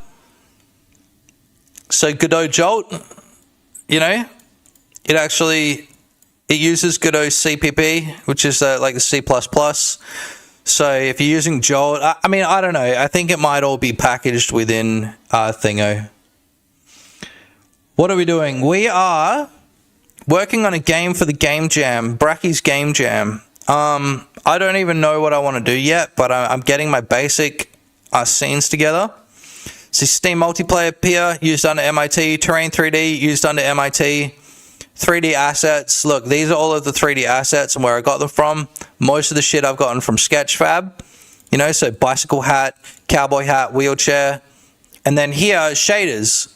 So these shaders I got from Godot shaders. And because obviously, this one here, if we go have a look at it, this is a PSX style water surface. We go down to the bottom. Look, the shader code and all code snippets in this post are used under the MIT license, right? So you have to look at licensing. Licensing is very important, especially like when you're creating things, because otherwise you get cease and desisted if somebody realizes that you're using this shit without you crediting them properly, right? So I've got to say in my README that Godot shaders, you know, this was used under MIT, etc., etc. You know, and then we've got the Ultimate Retro Shader Collections, MIT as well. Pixel art is used CC by 4.0, just meaning we have to attribute the original copyright holder. Everything else doesn't matter. So CC0, if you ever see CC0, it means that you can use it freely. You don't have to attribute anybody. See CC by 4.0, it means that you have to do it. You have to credit them, or anything else, you know. If it's non-commercial, it means that you can't release it in a video game. And there are a lot of things on like Sketchfab and stuff like that that are CC non-commercial, where you can download them, you can use them, but you cannot use them in a commercial product. So car models, I find, have a lot of that non-commercial license. So I'll show you what I mean. If we go look up Ferraris on Sketchfab, and we find like this really, really sick one, like this one right here. It's usually the really sick ones. Either you can't download it, or see, look, CC attribution, which is CC by 4.0. Right? If we click on that, it's attribution CC by 4.0, meaning that we can use it, but we have to put this guy's name in the final product somewhere. We have to credit him, whether that's in the credits of the game, if you've got credits that come up on the screen. In most games, there's a little button that says like third-party attribution. Like, I'll try and get you an example. I think there was a button in the finals that shows it. So I'm going to load up the finals and I'm show you that. We're going to go back and try and find one of these non-commercial agreements. This doesn't even have a license. You can't download it. We're going to filter by the ones that we can download. So this one here, the GTO. Oh yeah, this is attribution. That's really cool. So you can download that and you can use that. CC attribution as well. Means you can download and use that in your video games. Maybe we should put a Ferrari in the game. All of these Ferraris. There we go, look. So this one, you might think is really cool. And it is cool. It's really... Bro, why does that look... Yeah, there we go. Hashtag slammed. Look at that. That is pretty slammed. Nice fitment right here. But if we scroll down... First of all, 700,000 triangles. You don't want to download... Do not download a model with 700,000 triangles unless it's like the only model in your game, right? If the rest of it is like, oh my god, it's just, you're asking for trouble, especially with Godot. CC attribution, non-commercial share alike, which means if you modify it, you're obligated to share it, I'm pretty sure. Non-commercial, meaning you can't sell this. You can't use this in a product that you're selling. CC attribution, meaning that if you're using it in any sort of research or community project, non-commercial thing like a mod or something like that, you have to attribute this guy. So Boomerang, let's look him up. Let's see if anything's been CC. Boomerang, I guess, whatever, you know, you find him somewhere.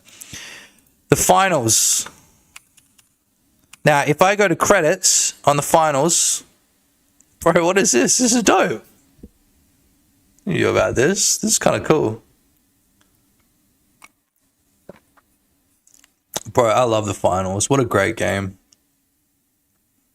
I can't believe that they actually put this together for the credits. This is not what I was expecting, but this is like, it's like keygen style shit, dude. This is sick.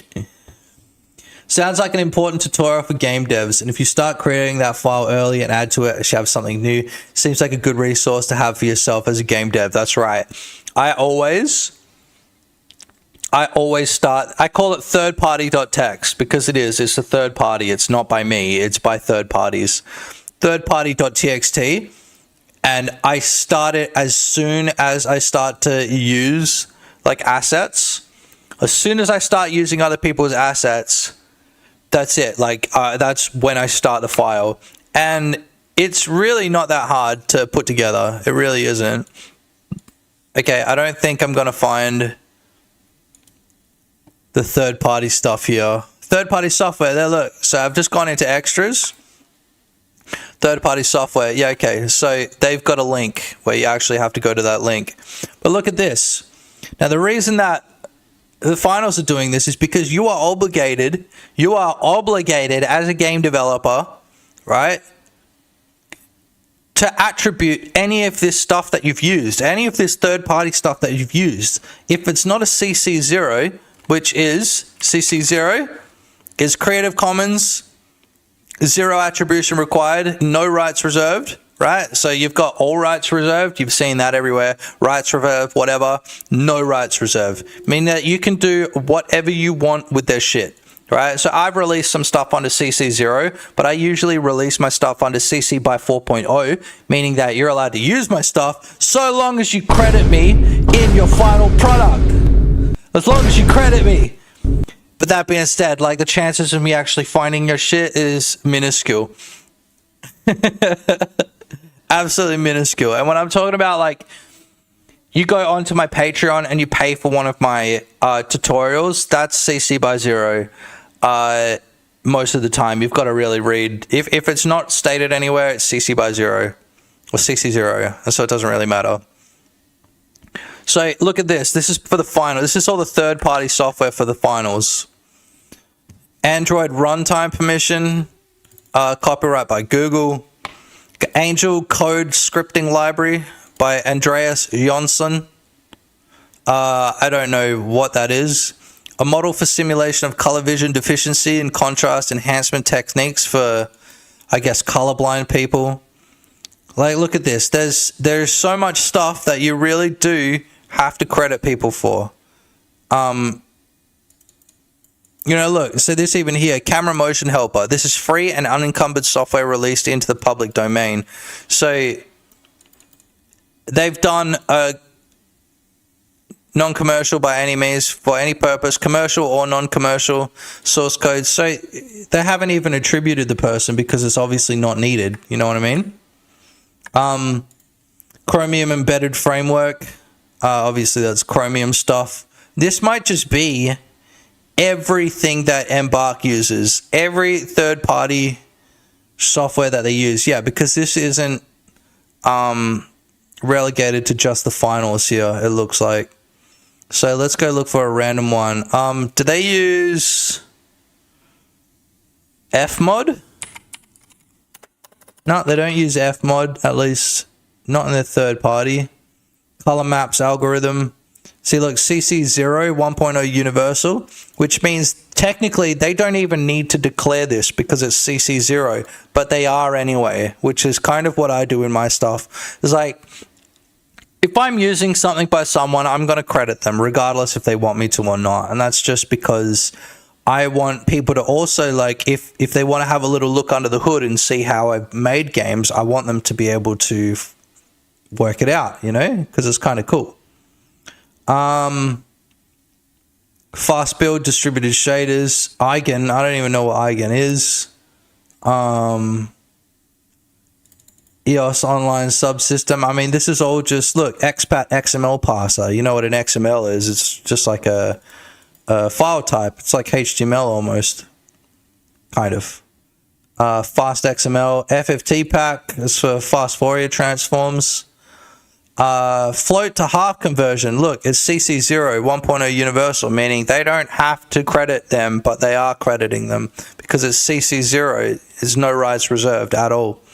So, yeah, I mean, we're kind of detracting a little bit here from what we were supposed to be doing on today's episode of my live stream, my chaotic live stream.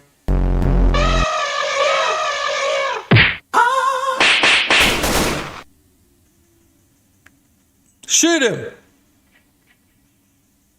But yeah, going back to the point of, it is very, very, very important. Very important for you to be putting third-party attribution in your products.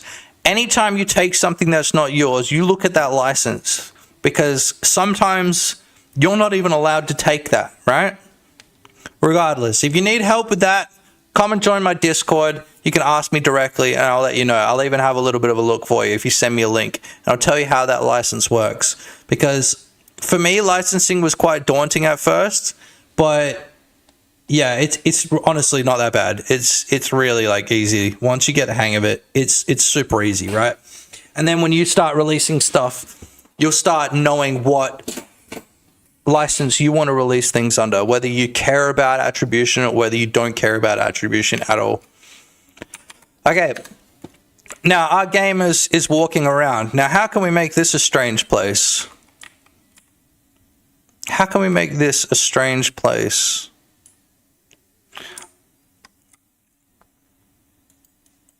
Maybe we can see... what do you reckon?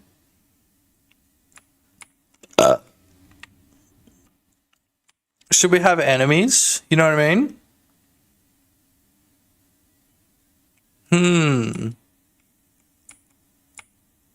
Strange places. Let's start by I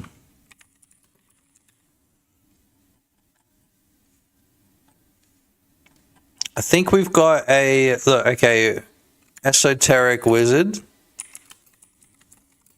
dot shader GD shader. We've got the stylized sky GD shader. Now we need to see the license on the stylized sky, because I'm just going to slap that in here. That was from GodotShaders.com. World environment, I'm going to go sky. I'm going to change that to a shader material. Shader, new shader.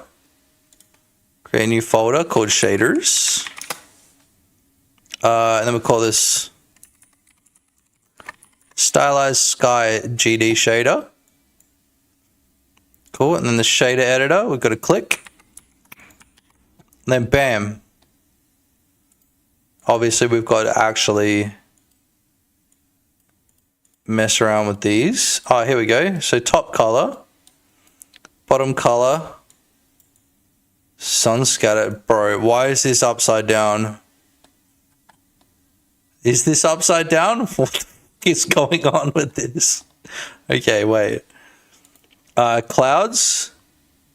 Gonna add a noise texture. Gonna make sure these are different as well. Fast noise. Seed. We're gonna seed that as well. Yeah, whatever. Do do do do do do do do. So that's kind of a strange place now. I'm gonna get that directional light and actually turn that off. Look, so we've only got the light from the sky. Okay, look, there's another problem here when you're using noise. We can see the seam there. You see that seam? Like that, right there. So if we go back over to the stylized sky, on world environment, we're gonna have to click seamless on both of these. Now if we run that, look, no seams. Yeah? Does that make sense? Did you actually see what I just did there? Walking around. Very nice. And now we need to create some strange stuff. So should we add like an enemy in or something? An enemy? Maybe we've got a... Did you guys ever play that game Back to Bed? This kind of reminds me of that. This is the vibe I'm getting from this. Look. Back to Bed. How did that game work? I'm going to pull it up. Back to Bed. I've got to install it. It's 500 megabytes. Give me 1 second. The year is 2026 and I have fiber internet. Oh, it's already, dude, it's already done. All right, we're pulling up. We're pulling up, boys. Okay, here we go. If it's liminal, you probably don't have to worry about enemies as much. True. But then you have to lean into the atmosphere and look of the spaces more, and sound design either way. That is a good point. Now, in the future, I'm actually going to get... I did have it at one point. Hold on. Back to Bed. Now, I don't know if you guys have ever played this game. This game is really cool. Harbor hazards. We're going to go rooftop trouble. Look, I'm just going to take it from the start, right? Okay, he gets tired. Whatever, dude. Whatever, dude. Skip 5 cutscenes. There's an achievement for that. Okay, get Bob safely to bed. Hold mouse to move. Ah, okay. Alright, that's an interesting way of moving. Click to pick stuff up. Right click. Right click to place object. Look. Up turns clockwise. Wait. Look at that. Back to bed. You've got to bring Bob back to bed. Yeah? Speaking of atmosphere and sound design. Definitely sound design. Definitely atmosphere. Have you guys ever seen this game? It's supposed to be, you see, like impossible triangles. Turn clockwise. All of that. Sleepwalkers turn clockwise. So look, we've got to put it here. So he's going to go bang, bang, bang. Yeah, look. And we can fast forward it. So it's like a puzzle game. And those are the vibes that I'm getting from what we're working on right now. Now this is a strange place. So what if we make... a game kind of like this. Because maybe what I have to do here is actually pick the apple up. After Bob turns... Don't wake Bob up.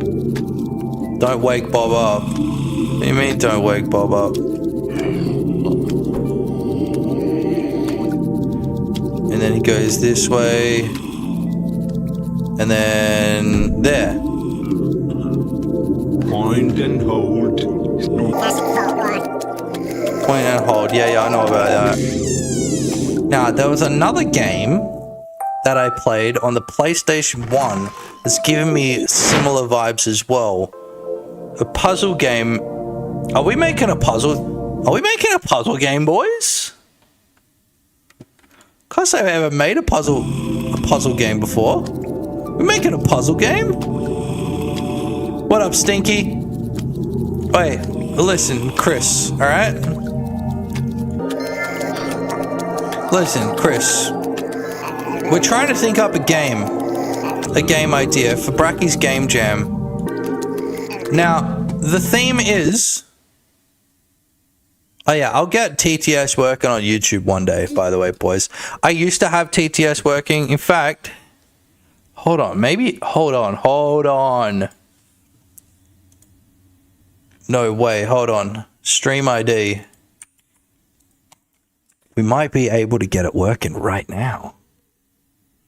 Exactly. Scooby went a little bit crazy, didn't he? He went a little bit gack crazy.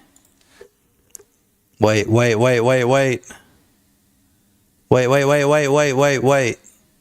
We're doing this, fellas. Ooh.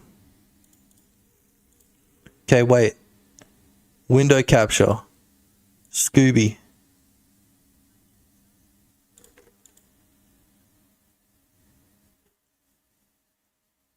Bro. We got Scooby back. Listen.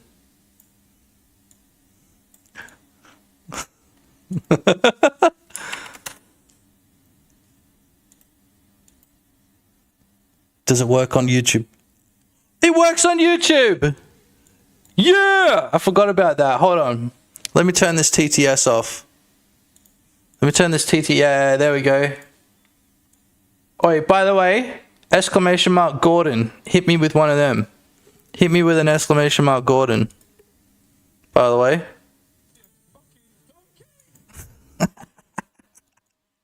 Okay. This is...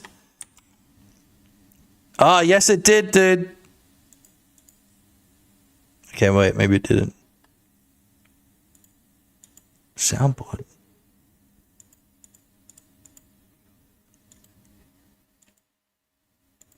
Okay, wait. App audio. Wait, hold on. We can get this, fellas. Scooby vid, capture audio. Alright, now say something.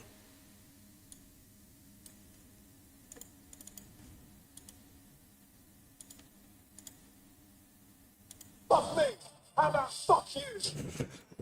I can hear that. Hold on. Wait.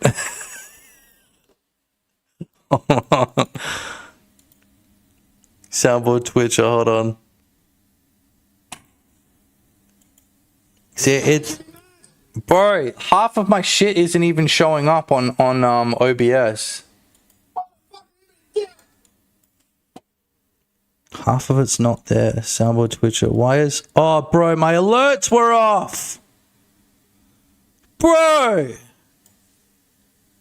Sheox101 said OBS update Fukyat. There you go.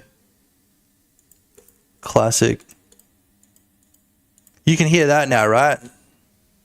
Oh, shit! Okay, hit me with that Gordon, dude. Yeah, there we go. Alright, we're back. Fellas, we're back.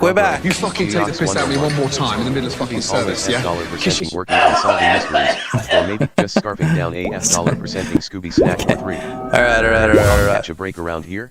Okay, that was back to bed. I want to fuck her with your dick! Oh, how long do we have on Leapers? Said LOL. Okay, Gordon, hold on.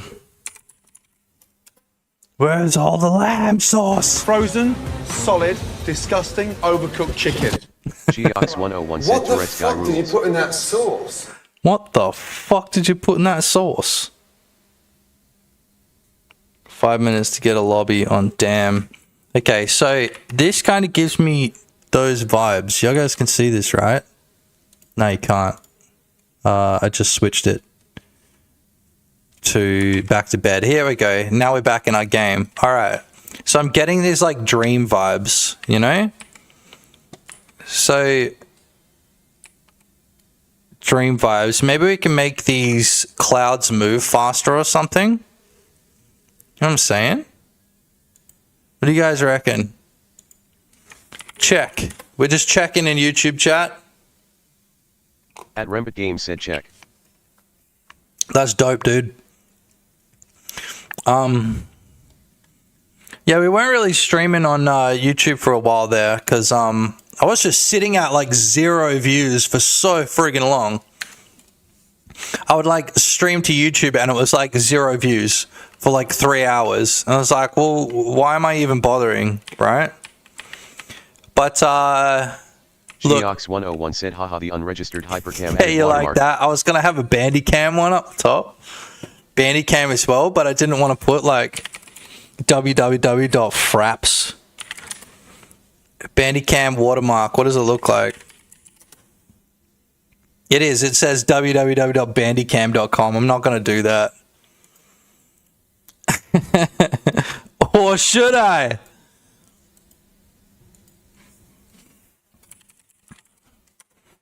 It's WebP, dude. Fuck.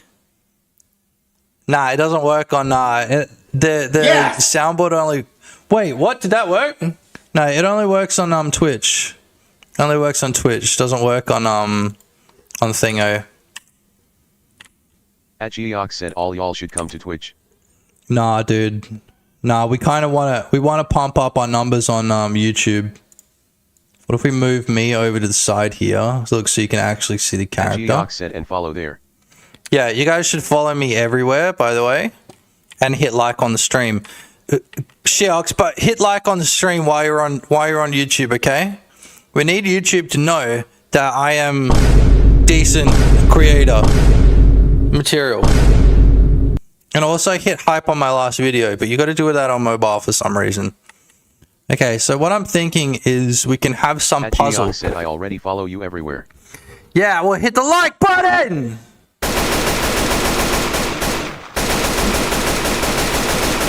Geox said, including in my white van. I'm liking you on all 3 of my accounts. Please, calm down. Please. Relax. So I'm gonna make these clouds Who gives a move shit fast. about Bigfoot? Who gives a shit about Bigfoot? So, sky top color. Look, we need to change this even. At Geox said, I don't know if we want to do that. This is just, okay, we're working on a Game Jam game, alright? Catch up. Game Jam game for Brackeys. Brackeys Game Jam. We've got to work out some sort of hook. The theme is strange places. Geox101 said game jams. Alright, catch the fudge up, dude. Catch up. Now, I'm really happy with the unregistered hypercam.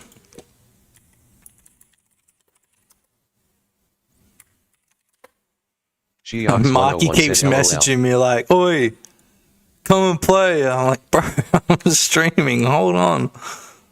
But to be fair, last day of trials is today, so I kind of need to get around to that at some point. Alright, look, so where's my noties? I don't know, bro, turn them on. Where are your noties? Sensible size dimensional cluster ruckus. Okay, what do you guys reckon? Throw some ideas at me. Throw some ideas my way. So we walk along a strange place. What about... Okay. Alright, I don't want to do that. We're gonna try and make these clouds move faster. Is what I want. I'm trying to make this more strange. So shadow samples, we don't need that. Cloud samples 16. That doesn't really matter that much. It's the speed. How do we change the speed? At T.E.E.J.A.Y said, I haven't watched your proximity chat video yet.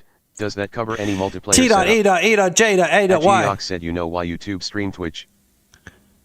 Yeah, dude, YouTube is way sicker. I haven't watched a proximity chat yet. Does that cover any multiplayer setup? Bro, the entire thing. The reason it's an hour and a half long is because I have to show you how to set up lobbies in Steam. I have to show you how to set up player spawners in Steam. I have to show you how to connect to lobbies in Steam. I need to show you how to start a game.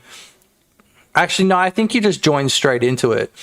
Lobbies, multiplayer, RPC, P2P, right?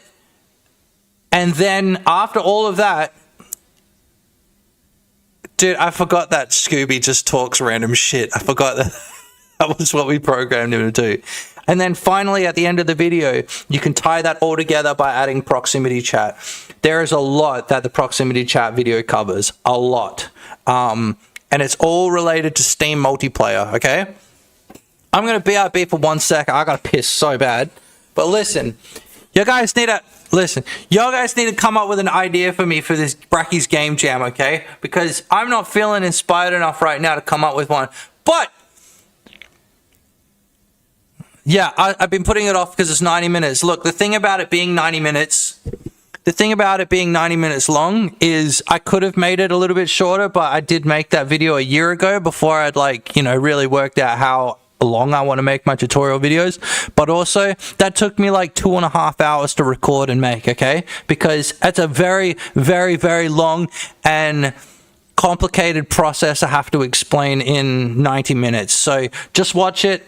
You know, if you really want, skip through to the end parts and just copy the code. But really, you really need to pay attention for the whole thing, okay? All right, hold on. I'll be a sec. Wait, actually, instead of going to the BRB, what we're going to do is we're going to see what's on the Trash Shopping Network, okay? Over describe just the skin feel because I haven't got a cami on underneath. Your zip detail at the back? Oh, good, you should. That's why you're here. Yep. Look at this little zip tail down the back. So if you've got short hair or if you've got a ponytail on one day, you've just got this little detail through the back there, which is what we're all about. And then you can just see all of the ribbing detail and the rolled hem just following through at the back. I love that. Now, that was really handy for me because, of course, I popped on the TV makeup and when I popped this on, undid the zip, pop that on, and then it's still easy enough for you to be able to do up yourself. But you don't need to undo the zip to get it on and off. So it's just a fun little detail at the back that's got practical uses, but is all part of the design too. Yeah, exactly. Yeah, so definitely the recommendation is true to size, but between sizes if you want a little bit more generosity. Yes. Only if you do. It's not 100% necessary. You could go up in size on that one. And I think for our climate, no matter where you are in the country, this kind of weight of knit is really nice because it's not too heavy. Yes, there's definitely a time and place for the heavy knits or the jackets that we can put over, like the lovely fluffy jacket we showed earlier, or of course the vest. Well, it depends where you live. If you're up in Queensland or or Melbourne, we've all got completely different wardrobes in one country. Oh my God! Okay, brand new. Honey, all right, what trash are they trying to peddle on the shopping network, dude? Really what trash is this? So $139. The delay is whack. How bad is the delay? I've got it on low latency mode. Maybe I should switch it over to ultra low. No, I can't.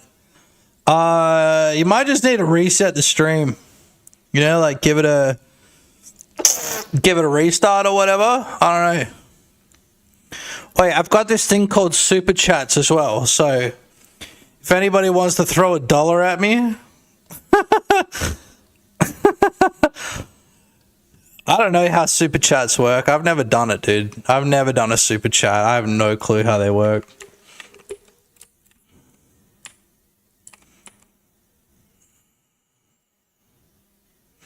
What do we want to have? Do we want to have like... Ruh-roh. Did someone say funky fairy fudgery? Zoinks, that sounds like a heck of a time. Do we want a person? I'm thinking like... I'm starting to get like monkey ball vibes, you know what I mean?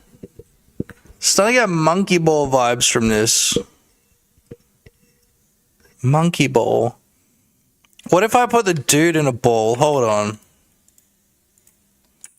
Son of a bitch. Son of a bitch. What if we put him in a ball?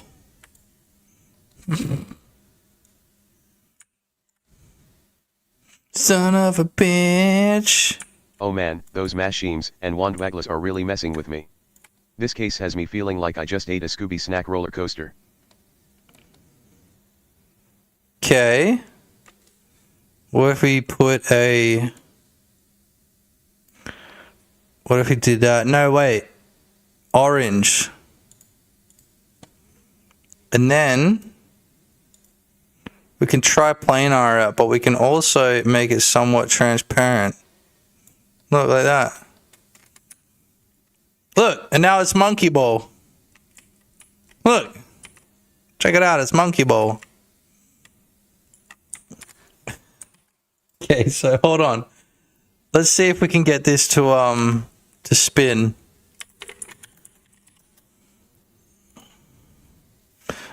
Na na na na na na na na na dun dun.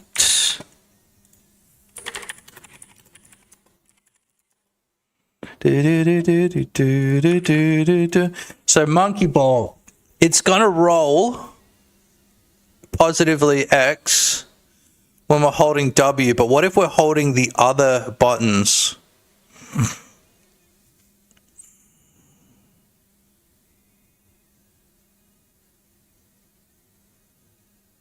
Is that plus? Zoinks. The only bleeping wizard I plus know is the Z one that rotation almost, isn't it? Situation. So hold on, here. Animation tree. We're gonna try and work this out. So monkey ball, monkey, monkey. Dot rotate. Rotate X. Monkey is the lerp to velocity dot X. Let's try this. Hold on.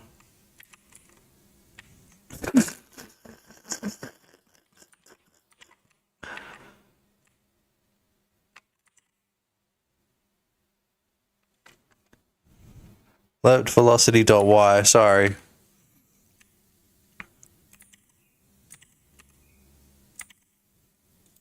Times 0.1. How about that?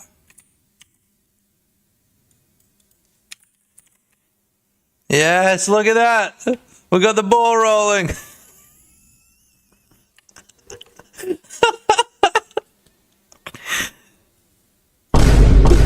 Okay, we're making person, man, monkey ball.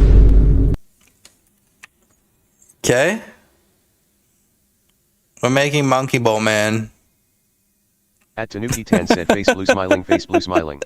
Right? Ruh-roh, raggy. So then is that this a mother fudging enchanter or just another spooky mother trucking rascal? Is the Z rotation. So look, I find this so funny, dude. So then we're gonna go rotate Z is the lerp velocity X. Ah, it's negative, look. Look at that! Or is that not dope or what? Is that not dope or what? Oh!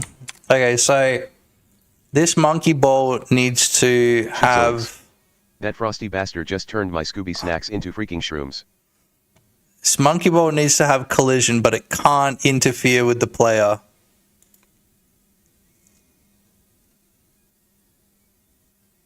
It's the world. No, we're going to need to change this. So we're just going to put it on layer 6 ball. Yeah, it's the opposite of player. That's good. And it only interacts with layer 1. So Okay, that doesn't work.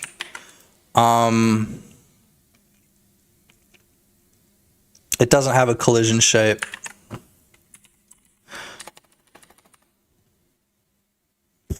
Yes, it does.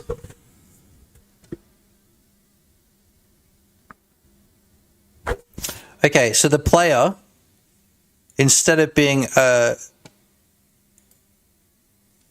cylinder, a capsule like that, it should be a ball.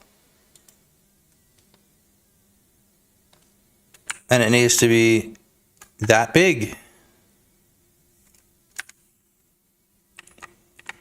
You see, like that? Now I can hang off the edge, look. Kind of hang off the edge. You seeing this shit, boys? Look, I can roll along the edge now.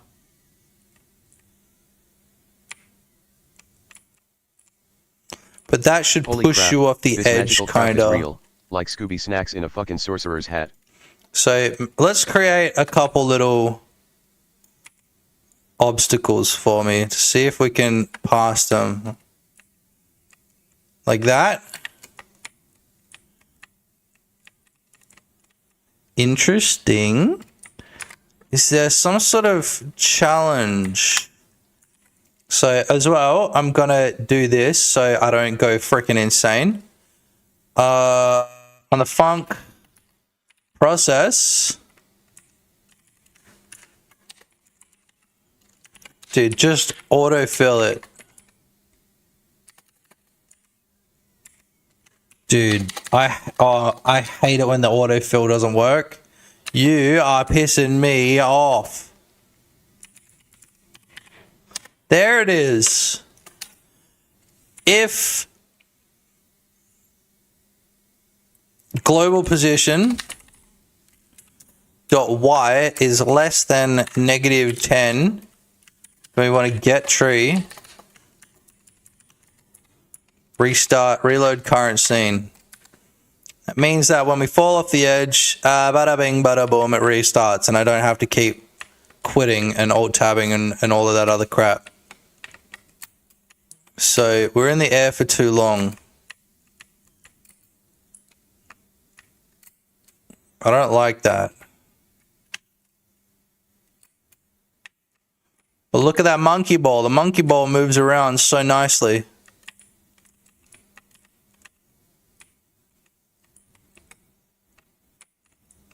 Ruh-roh, Raggy, did those $hashtag at Wizards just blap us with a $% carrot? And also, we could do this thing, cool, man, where we don't shade the, and I don't know if we want to do this or not, but we can make it so it doesn't, yeah, look, it actually renders both sides of the monkey ball. So it renders the back and the front. So it's a little bit dodgy, but I still like it. I still like it. Nobody's looking that closely into it. So, Monkey Man. All right. Now, for this, what if we make it like a tiny little thing? What if we make it very monkey ball-y? Where you've got to go along like a really skinny... Screet doodle.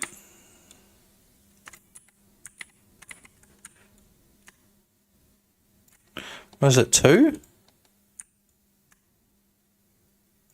2 like that. So if we do this, oh, dead. So we can do something like this, I just devour another spooky specter. because you get a little bit of leeway either side, right?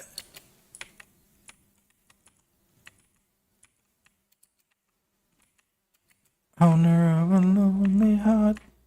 Do. But see, moving the ball around, we probably don't want to do that. What we can do is change the player controller. Design level tips. project. Level design tips. I can steal the FPS controller. Sorry, the controller in this. The way that this works is a little bit different.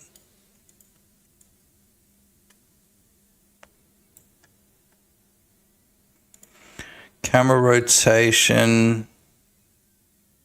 It works more like a WoW camera, you know, where you're like moving the camera around and then moving relative to that motion. This is my code here. I'm just figuring how much of it I should pinch out to get it to work. So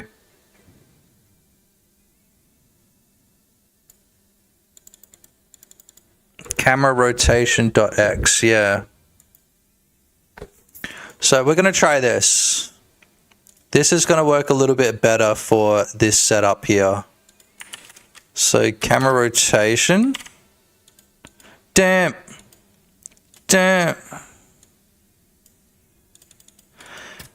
And mouse mode. Ooh, if you got any ideas, leave them in chat, okay? And Wizard just turned Scooby Snacks into dust. I'm friggin' out of ideas, alright, boys? So, leave them in chat. Otherwise, that's coming for you. I know you got them ideas. Leave them in chat. Alright? So, a camera rotation. Boom, boom, boom, boom, boom, boom, boom, boom, boom, boom, boom, boom, boom, boom. So then this here, what I'm going to do is copy this over, including that. Owner of a lonely heart. Aha, camera pivot. That's going to be this. So I kind of need to create a different pivot point. Holy hot dog. This creepy curse is making me crave some seriously scrumptious snacks. Oh yeah, you can talk to Scooby, by the way. You just start your message with Scooby. Look, I'll show you what I mean.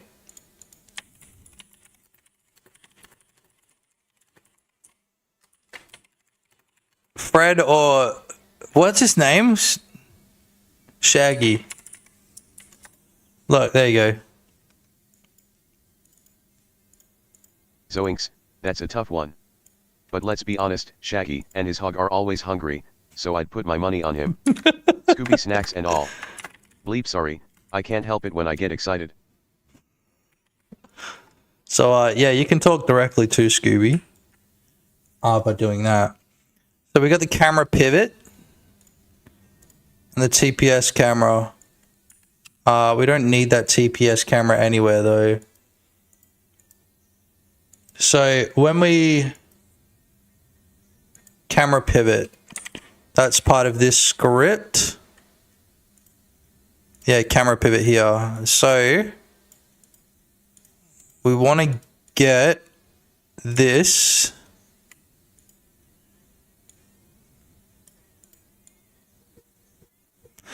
camera rotation.x. Oh, it's just a clamp. Okay, cool. So I'm going to copy that into the input here. We're going to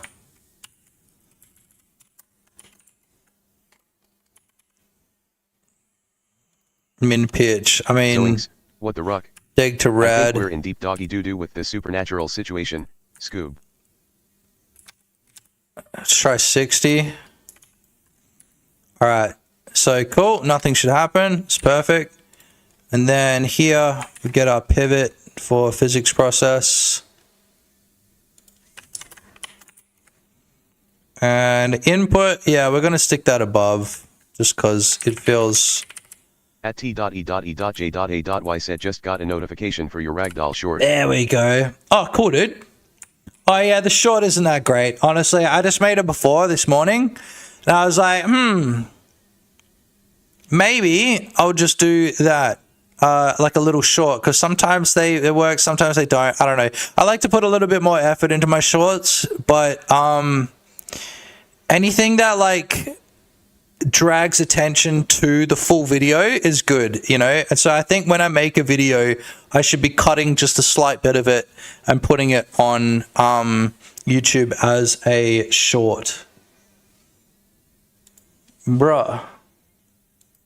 You guys can't hear the music that I can hear. That's a Twitch only thing. Although honestly, I like that you guys are on YouTube because I prefer the YouTube.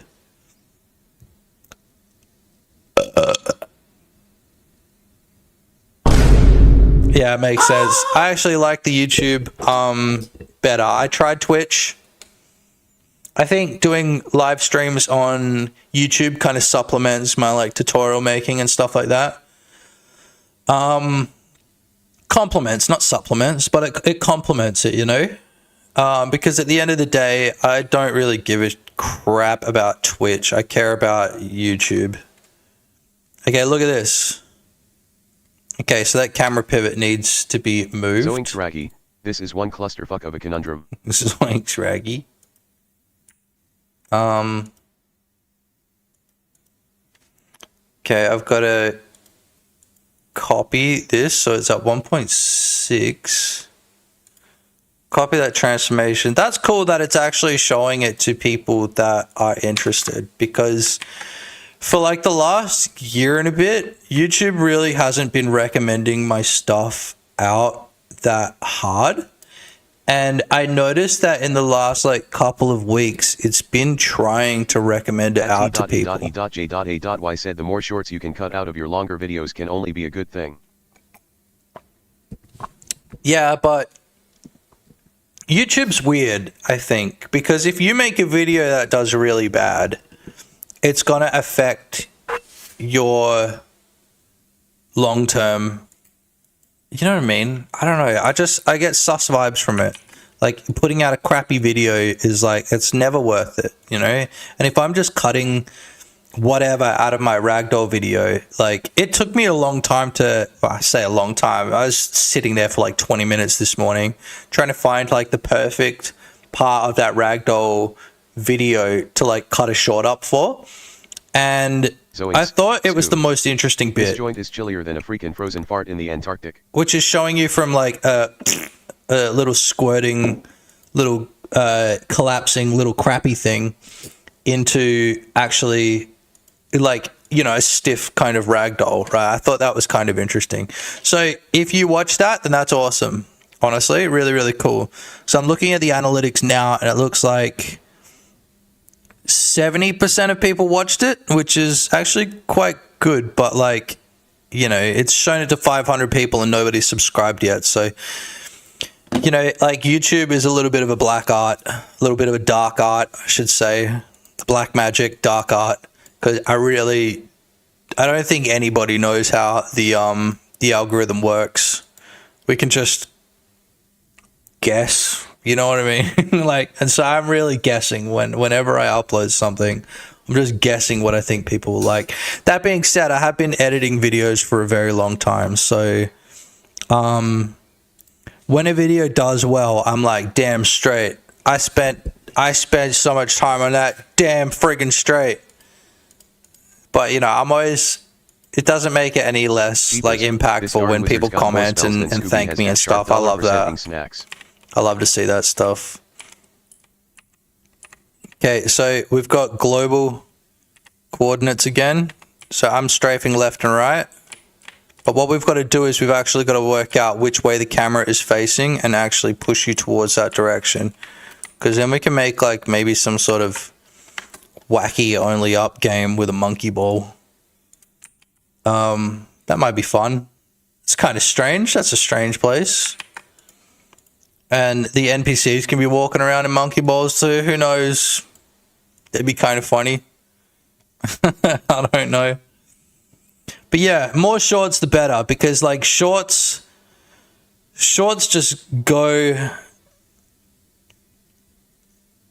they just go out to the world, you know? They go to everyone. Whereas my long form videos, I think, only go out to the people that YouTube thinks will like it. I don't know, dude. Black magic. Dark art. Notice when one video gets lots of views how it affects the channel / other videos on the channel? Yeah, so with the ragdoll video, that did really well. I got 2,500 views in like 4 days, which for me is good. And I've been getting comments on my other videos. So once, I mean, it's obvious, right? Like you watch a video by a new creator and you go, oh, cool. Next day, more of his shit is showing up on your front page, you know? So like I'm seeing that happen in real time a little bit. Like at the end of the day, like I like making games. I like teaching people stuff. So this is great. If I can keep doing this, I'll be super happy. You know, like I love getting on stream, teaching people, even in the Discord, just teaching people crap. It's fun, man. Really enjoy it. Now hold on a sec. We gotta do this camera basis. J.A.Y said maybe the monkey balls can be popped. Input there. Maybe the monkey balls can be popped. That's a good idea. I love the idea of just having like a, yeah, like a platformer kind of thing. Puzzle? We've got to think about puzzle. Look at that. So we're moving in the direction that we want. But the player, there we go, the player's moving around wrong. So hold on.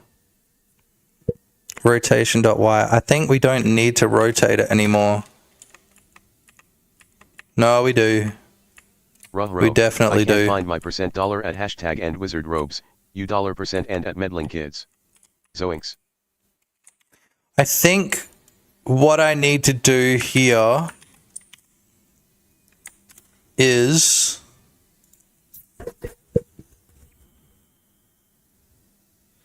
this here.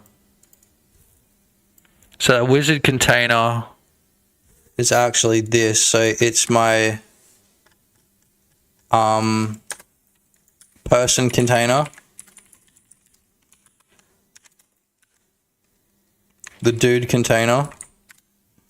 And I need to get a reference to that, the person container. And then that would be here. So target rotation. This is after direction, if direction. So we're going to put it here. Oop. Person container, so rotation Y equals person container. Target rotation, rotation speed. It's gonna go 2, whatever.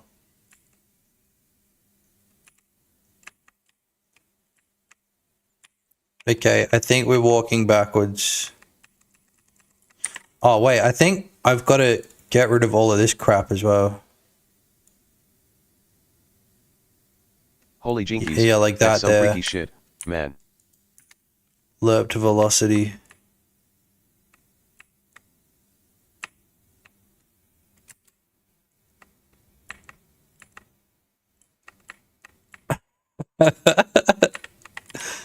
This is monted, bro. Okay, let me think about this. The target rotation. Rotated velocity. We don't want that. We don't want that. We don't want that. The lerped velocity we do want. Okay, we do want the lerped. Oh.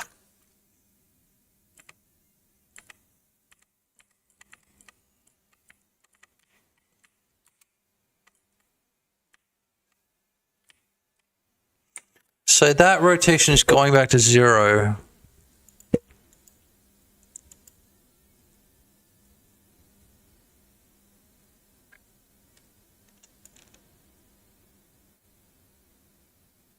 Because the person container is moving.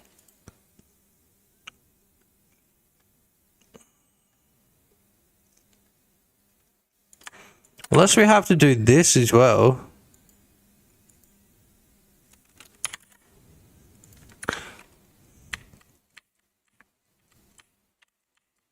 Okay, we only do one. Zoinks, this magic is really shaggy dogging up our So what if we do that?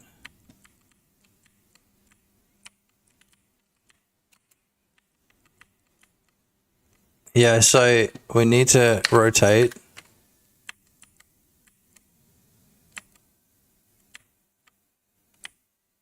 See, but he's facing back to 0. He keeps going back to 0. The target rotation.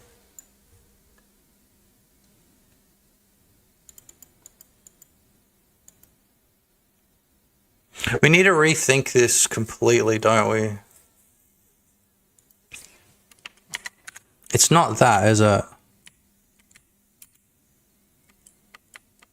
Because this is working fine.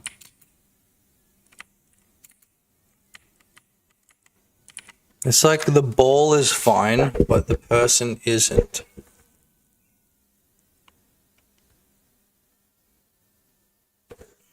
So yeah, we'll turn that off. Alert velocity. Raggy. Wait. Fuck esoteric wizard's weird potion just turned me into a fuck hairball. But the rotated velocity doesn't matter.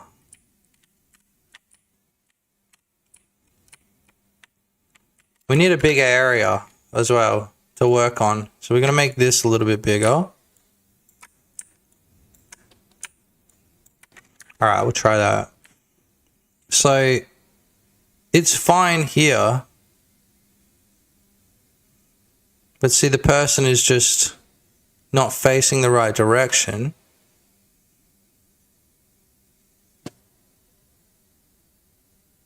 Yeah, very weird, hey.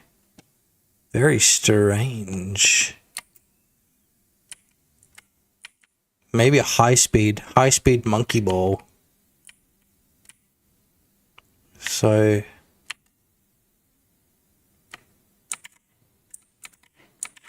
this script is still running to change his blend position, but also he's not facing the right direction. So you know, he is facing the right direction. Ruh-roh, looks like we're screwed by some gnarly ass spells.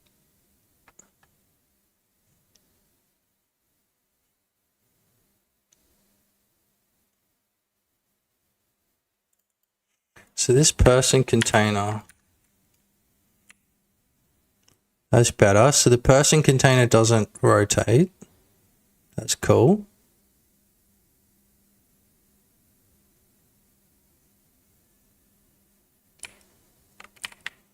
That's fine.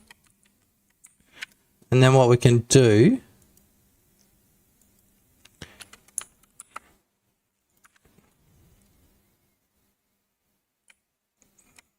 okay, it's facing the wrong way. Person container rotation dot Y. So what we got to do is turn this NPC fat man around 180 degrees, right? No, no, that's wrong. Oh, my brain, dude. Oh, my friggin' brain. Okay, I think that's going to be it for today's episode anyway. So thank you guys for tuning in. Thank you to everybody who liked the stream. It was almost a 3-hour stream.